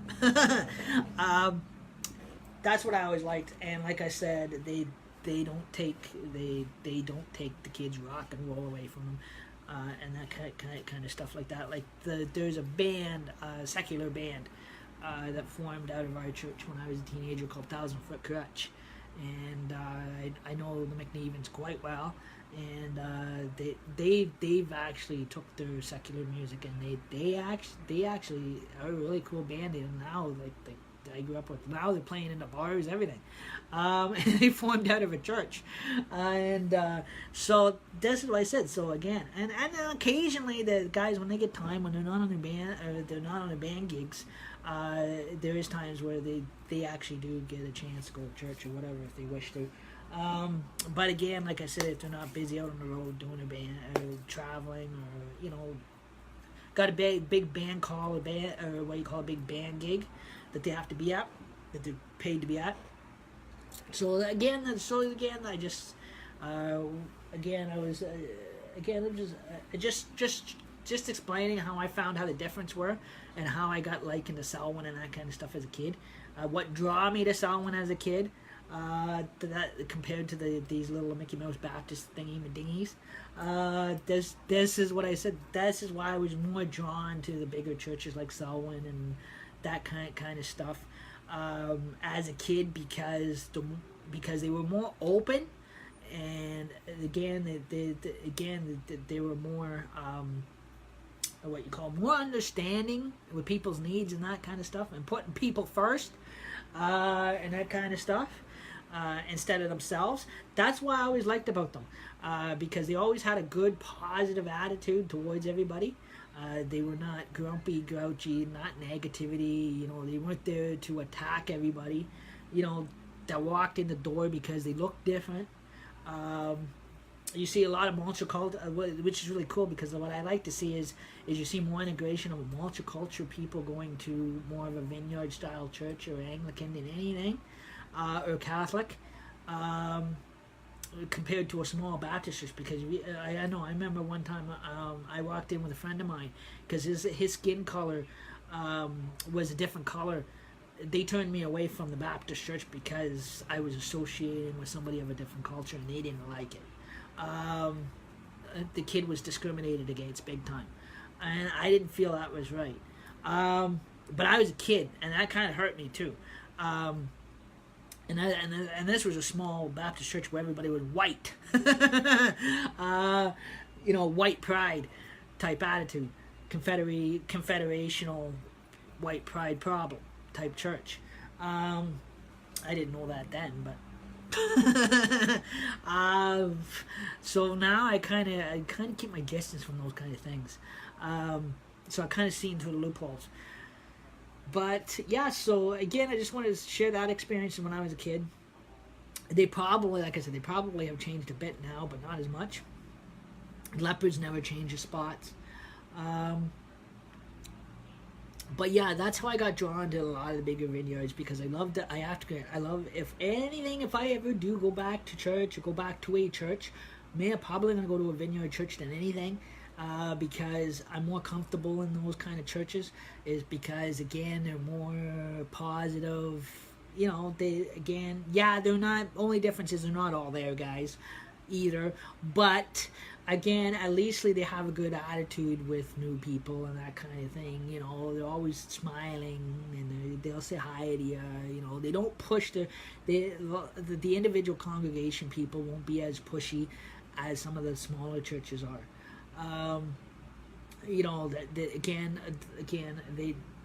They let you sit in comfortably. They let you listen to the service, and if you get anything out of the service, that's your own choice. If you accept, that's your own choice.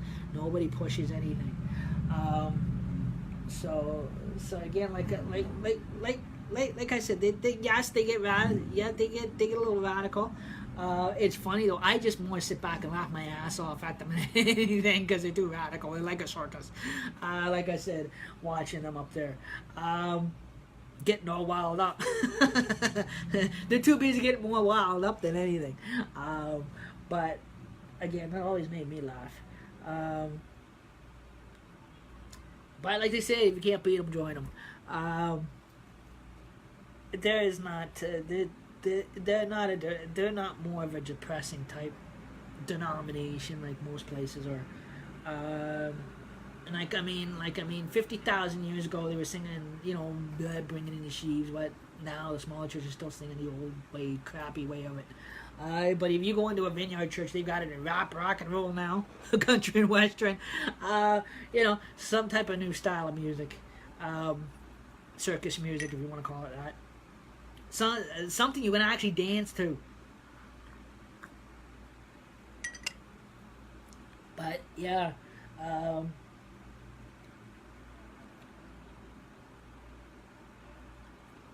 got a zip, but that's okay. But yeah, I just wanted to give you the update and that. So anyhow, off that topic. So again, that's a little bit about my childhood, anyways. What I found the difference is different, how it's different. But also too, like I said, August 3rd to the 6th is our Rotary Village Fair. Lots of fun. Bingo every night with Bingo Nick, and that kind of thing. 7 to 11. And the wonderful fresh corn and spuds booth, and so dream draw, and midway rides, games. So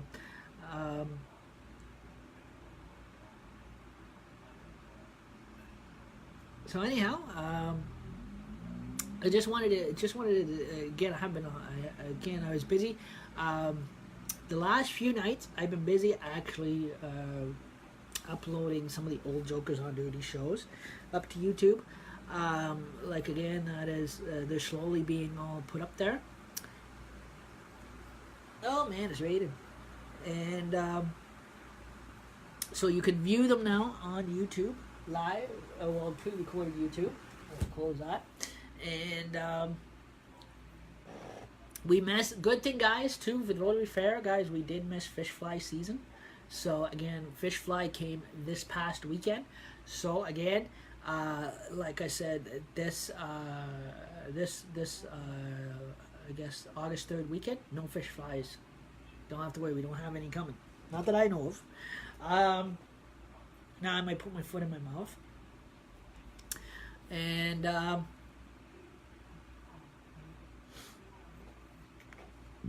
but so again, I just wanted to do an update on that one and popularize it. Sorry, guys. And if you guys like these Jokers on Duties, make sure that you do like and comment and follow below. And also too, again, and that. Like I said, I do go by Tim, and I go by Tim and Timothy. Go by Tim and Timmy for short. My full name is Timothy Scott Plain. My nickname, guys, my camp nickname, summer camp nickname as a child, is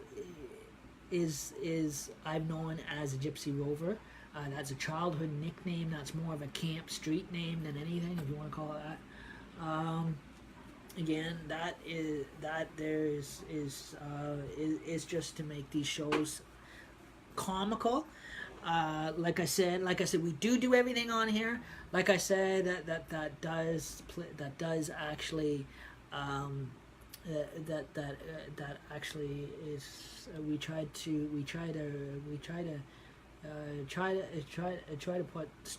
make Jokers on Duty for everybody. So that way, a show for everybody, because now you've got mixed people on Facebook. So again, like I said, anything, guys, that you see on Jokers on Duty, majority of it is all a set-up joke show.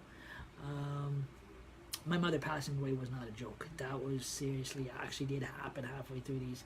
But 2010 video was dedicated to her for her birthday. That is the only realest thing that ever happened to me on here. But other than that, the rest of Jokers on Duty, guys, is all a set-up joke show. Rules for Calling Shotgun was a setup as well. That was comedy setup, so the hits, the slaps you see is not real. Again, that was just us acting out. We were just acting. Again, the stunts, you see me do the stunts, throwing myself up against a car, that was fake. That was not real. Don't you guys ever try that, because you'll actually hurt yourself. Because some people be dumb enough to try it with the car moving down the road. So again, like I said, that was all kind of on script. It was all set up to make you laugh and that kind of thing. Just more of a comedy than anything. Like again, we are going to do what you call a bit of a what you call overtime. I'm going to buy one of those what you call magic game kits, and we're going to actually have a comedy mock magic show on here. Something with the fish switch, you guys see. Again, that you do guys a lot know that magic is rigged. But to little kids, they think it's real. To a lot of handicapped people, they'll think it's real because it amuses them, it brightens their day, it puts a smile on their face, and makes them laugh. Even if you get the trick wrong or not, they still like it. So again, like I said, that is so again, like I said, that is so again, nothing has to be perfect on here. Nothing has to be professional on here. It is a setup joke show. Nothing is real. It is all just fun and laughter and entertainment. Like I said, there again, we do not make money on our shows due to the fact because there's sometimes, like I said, when we do pre-recorded lip sync, there is sometimes where we do play CDs in the background for the pre-lip singing, and this is why we cannot make money on these shows. Put a PayPal poll up. We cannot do that. Because once you put if you're playing CDs in the background and you put a PayPal poll up on your live stream, then yes, your live stream, it is not copyright if you're just playing music in the background, but if you start charging money for your live streams or start making a profit off of it, that's where the copyright will hit in. If you're playing a CD in the background and you got a PayPal poll and people have to pay to go follow your stream, then that will automatically click in as being copyright because you're making you're making a profit from it. So again, there's the total difference. A lot of people don't understand the total difference. Even if you look at the psychic souls, they're great, but if they're playing a CD player in the background, they have to be careful because they've got the PayPal poll. If they got a PayPal poll where people have to pay to go on to get their free psychic reading, but yet they're playing a CD in the background, then their stream is considered copyright because of the fact that they're charging people money to go into their stream. So, and with the CD playing in the background, that's where you do have to be careful and be cautious. It's not a hating thing, guys. I'm not saying I hate that. That is good. You guys do that, but just be cautious when you do that. Again, that is just that. Of course, Facebook just loves to intercept no matter what because they like to be pricks. But we all know that. This is why I converse over to pre-recording on YouTube. Then I use just live. Now I just use my live Facebook stream just as talking social than anything. So I hope everybody is enjoying these sessions and that kind of stuff. And again, another week starts over. Like I said, I've got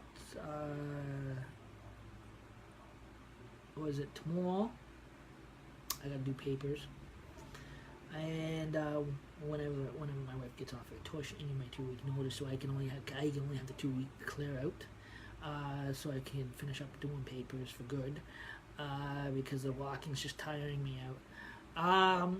But again, especially when I have to walk all the way out to the bloody airport and back, that's just crazy. So again, like I said, that is. So again, tomorrow, again, there's going to be, again, we'll be live for a bit tomorrow, and Wednesday, I work at the dentist office, might be live for a bit. Thursday is our setup night, 5:30 p.m., Thursday night, July 26th, is frame setup at Blue Water Park here in Wyerton. So anybody lives in Wyerton and you want to come help us out, put up a game booth frames, come and join us 5:30 p.m. and we can use all the help we can to get those up, and the canvases will go up on the 31st. So again,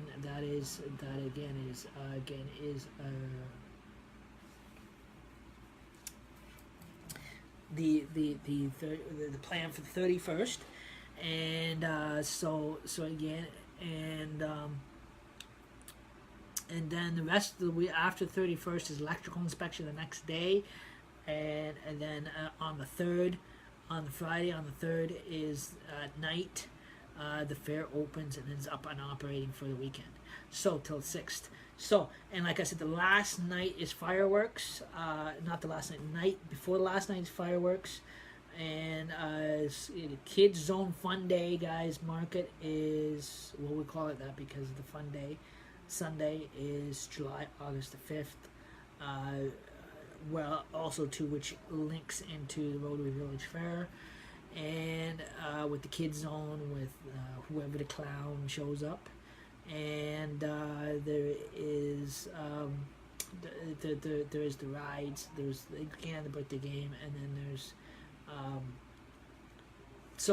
on the 3rd the fair opens up at 6 o'clock at night, goes to 11, and on the Saturday it opens at 12 noon, goes to 11 at night. Sunday 12 noon, goes to 11 at night. Monday 12 noon, 11 at night. This was last night, and then is 10:30, should I say? Yeah, 10:30 at night is the big closeout, because then we go right into the vacation of the teardown. So, like I said, that is so for the year. So again for another year. So again, everything that's all the game booths will get put away and everything else like that. Again, and then any garbage has got to be cleaned up. We have with Rotary Village Fair during the day. We will have probably community living if they're back again, helping out with litter patrol during the day. Again, at night I take over the night shift after the fair closes and change garbage bags for the next day and change all the garbage bins. I do every year, and I'm also assistant game booth operation manager for the birthday game this year. So again, I'll be helping out Birthday Bob. So, and like I said, this year he's probably gonna leave me all by myself.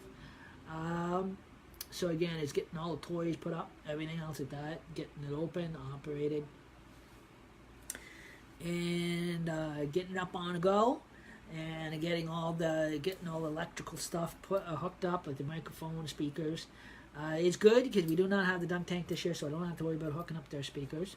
Again, all the other booths will get assistant will help them out. Shelter tent guy is going. Shelter box tent guy Rick is going to be in, and so again he's there for the whole fair week until Monday morning. Then he's got to leave Monday morning. So again he is going to. He is there till the Monday morning because then he has to vacate Monday morning early. Because he has to vacate his campsite early Monday morning, on the Monday morning. So, like I said, so he's there for the whole entire fair. Also, too, guys, we do have the Dock radio station that's going to be in there on Sunday, either between Sunday or Monday. I believe it is Sunday. 93.3. The Dock is Owen Sound is going to be set up. I will help them and assist them with like I did the last few years. I will help and set up the game gazebo if they need help again.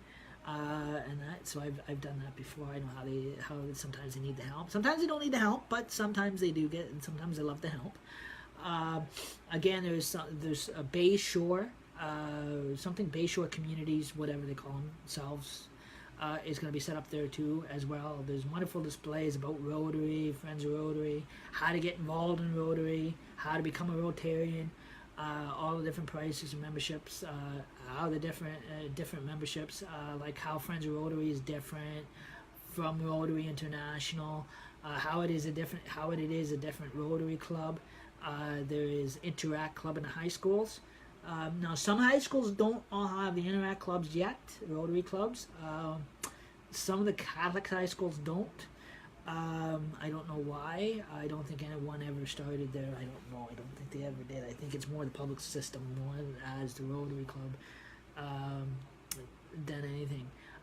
For Interact, for the Interact Rotary Club. So again, that in the high school level. for youth education. So, like I said, that there is those are the difference on that one. So again, Friends of Rotary is adults, yes, but we're not. Again, we're non-voting Rotarians. We are Rotarians, but we don't vote. We have no voting rights until we join the big international. If we decide to join the big international, then when we go to join the big international group and become a big international Rotarian, then yes, then we can vote. But Friends Rotary, we can't vote. We give suggestions, and we help out wherever. But we can run our own. We are allowed to convene and run our own booths in Friends Rotary. So again, we have our own booth assignments for Friends of Rotary. Because I'm in Friends of Rotary, I get to help and be the birthday game manager. So I can do whatever I want to. If I want to go live, I can go live while we're at the fair. And so again, and also too, we have our dead break down times too. So again, like Sunday, everybody's in church about 12 noon. Everybody comes piling in after church. But also too, there is a time period in the Sunday afternoon where things will die down for a bit.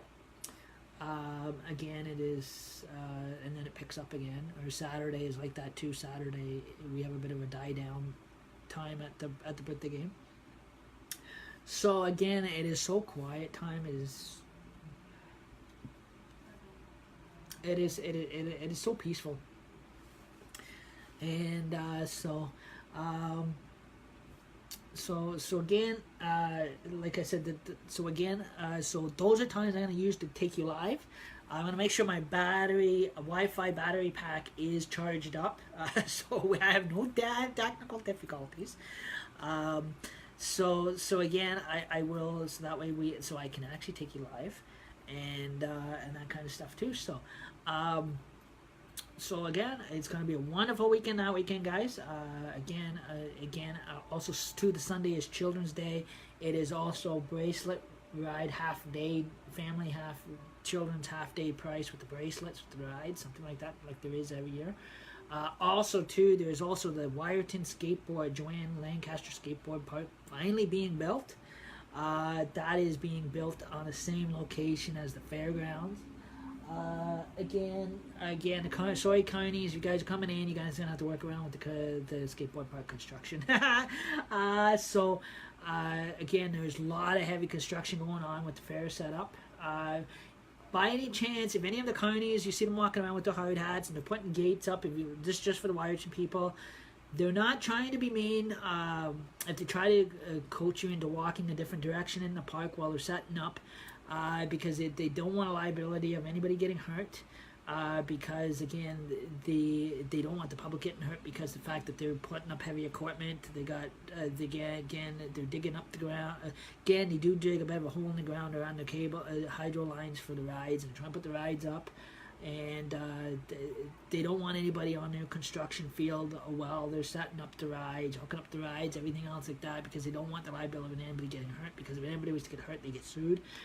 They don't want that kind of liability on their hands. So to keep you safe, some of the Carnies, yes, I admit, they can be a little rude. Some of them are polite. The one guy is polite. Some of the Midway Carney people can be rude. I do apologize for that on behalf of Rotary.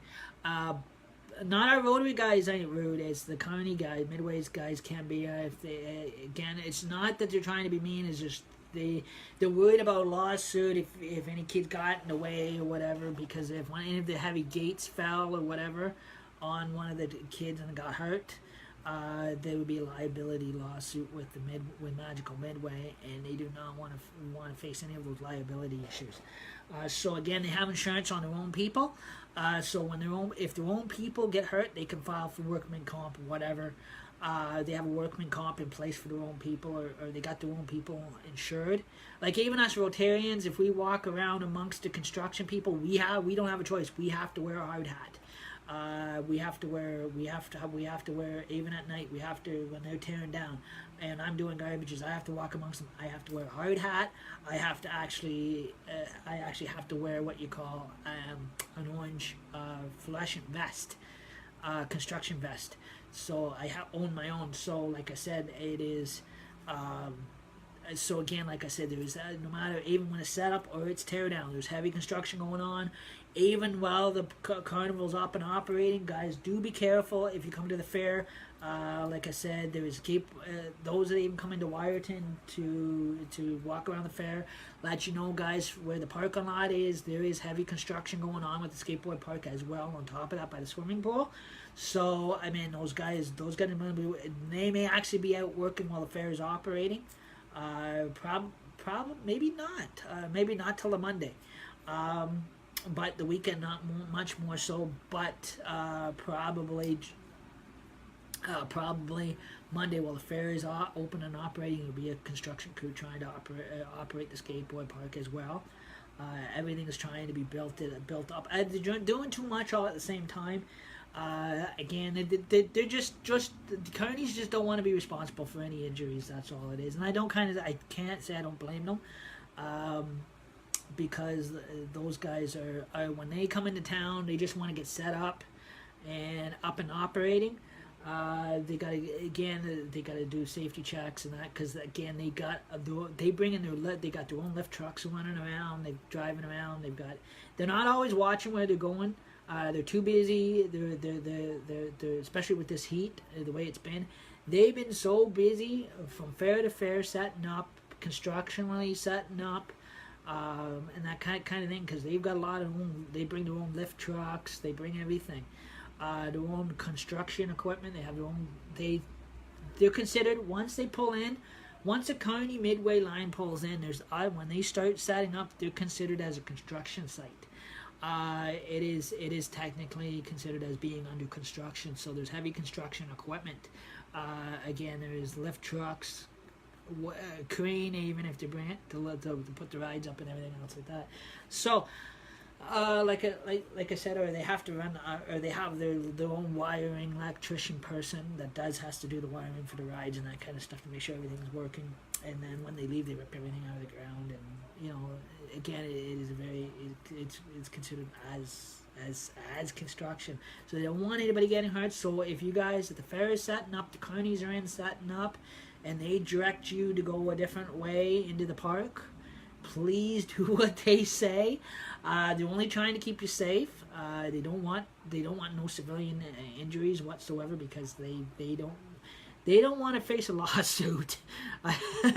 So they don't want a liability. So again, they're just trying to keep you safe as possible. They don't want any liabilitation on them on their end, anyways, because it's bad enough because they got liability on their own work crew, because their own work crew half the time threatens to sue them because they drop a metal gate on their toe, but or they forget to wear their hard hat. So again, they when they set up, guys, anywhere, even if the city exhibitions, whatever, if they're setting up. To keep yourself safe, dude, take precaution and be smart and walk the other way, because it's not worth getting hurt over and give those poor guys a heart attack and give them a lawsuit because a civilian gets hurt because they walk through a section they shouldn't have walked through. So again, like I said, so they do all that before the fair opens. So again, like I said, just trying to keep everybody safe, because those guys sometimes they'll be in. Like I said, we set up on the Rotary. We have our own lift truck too. We set up on the 26th framing. And sometimes when we start setting up, they're in it. Sometimes the carnies are in. Actually, two carnies are here already. Early, but they're here. Their trailers are here. So there is 2 carnies here already. So again, when their equipment starts coming in, when we start setting up on Thursday, those guys are going to be setting up probably, because they're early, they're going to be setting up the same day as we are. So If they were running a late schedule, then they wouldn't come in and set up until the next day or that night, later that night. But it looks like they're ahead of schedule, and it looks like their trucks are making their way in already. And so again, their section is starting to go up already, I guess, the same time as we're going up. So I guess they're having a 2-week leeway break before they work this gig. So, and then after here, they're out to Sable Beach to the Sandfest.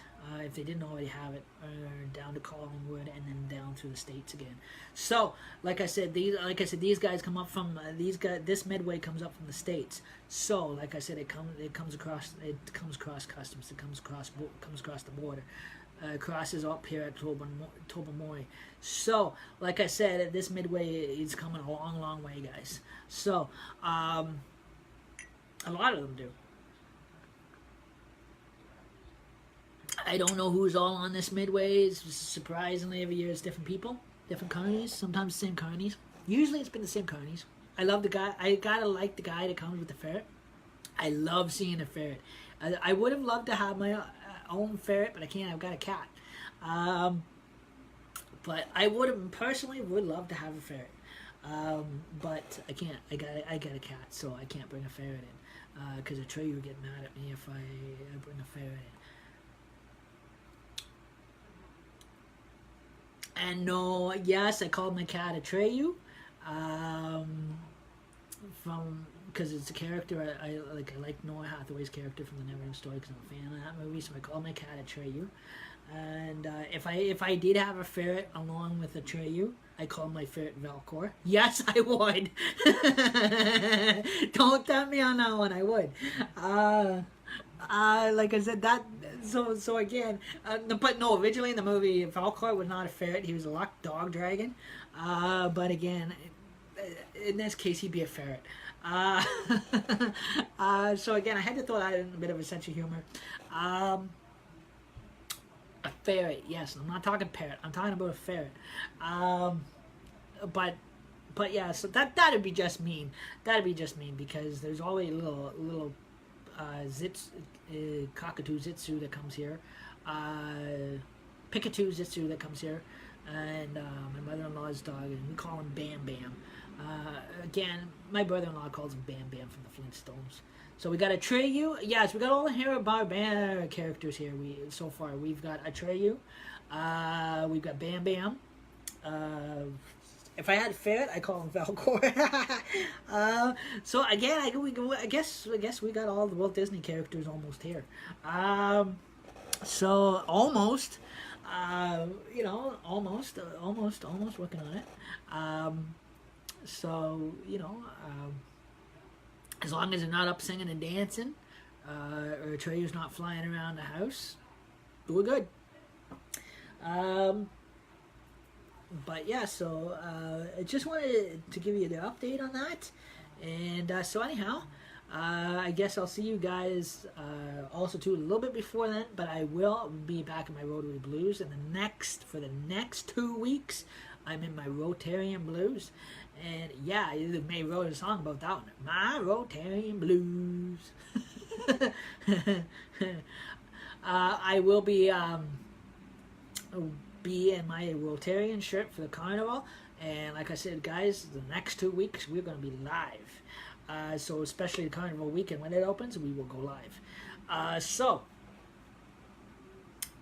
be ready for that, and I hope everybody has a wonderful night, and thank you for tuning in, and this was your Jokers on Duty. Have a great day, guys.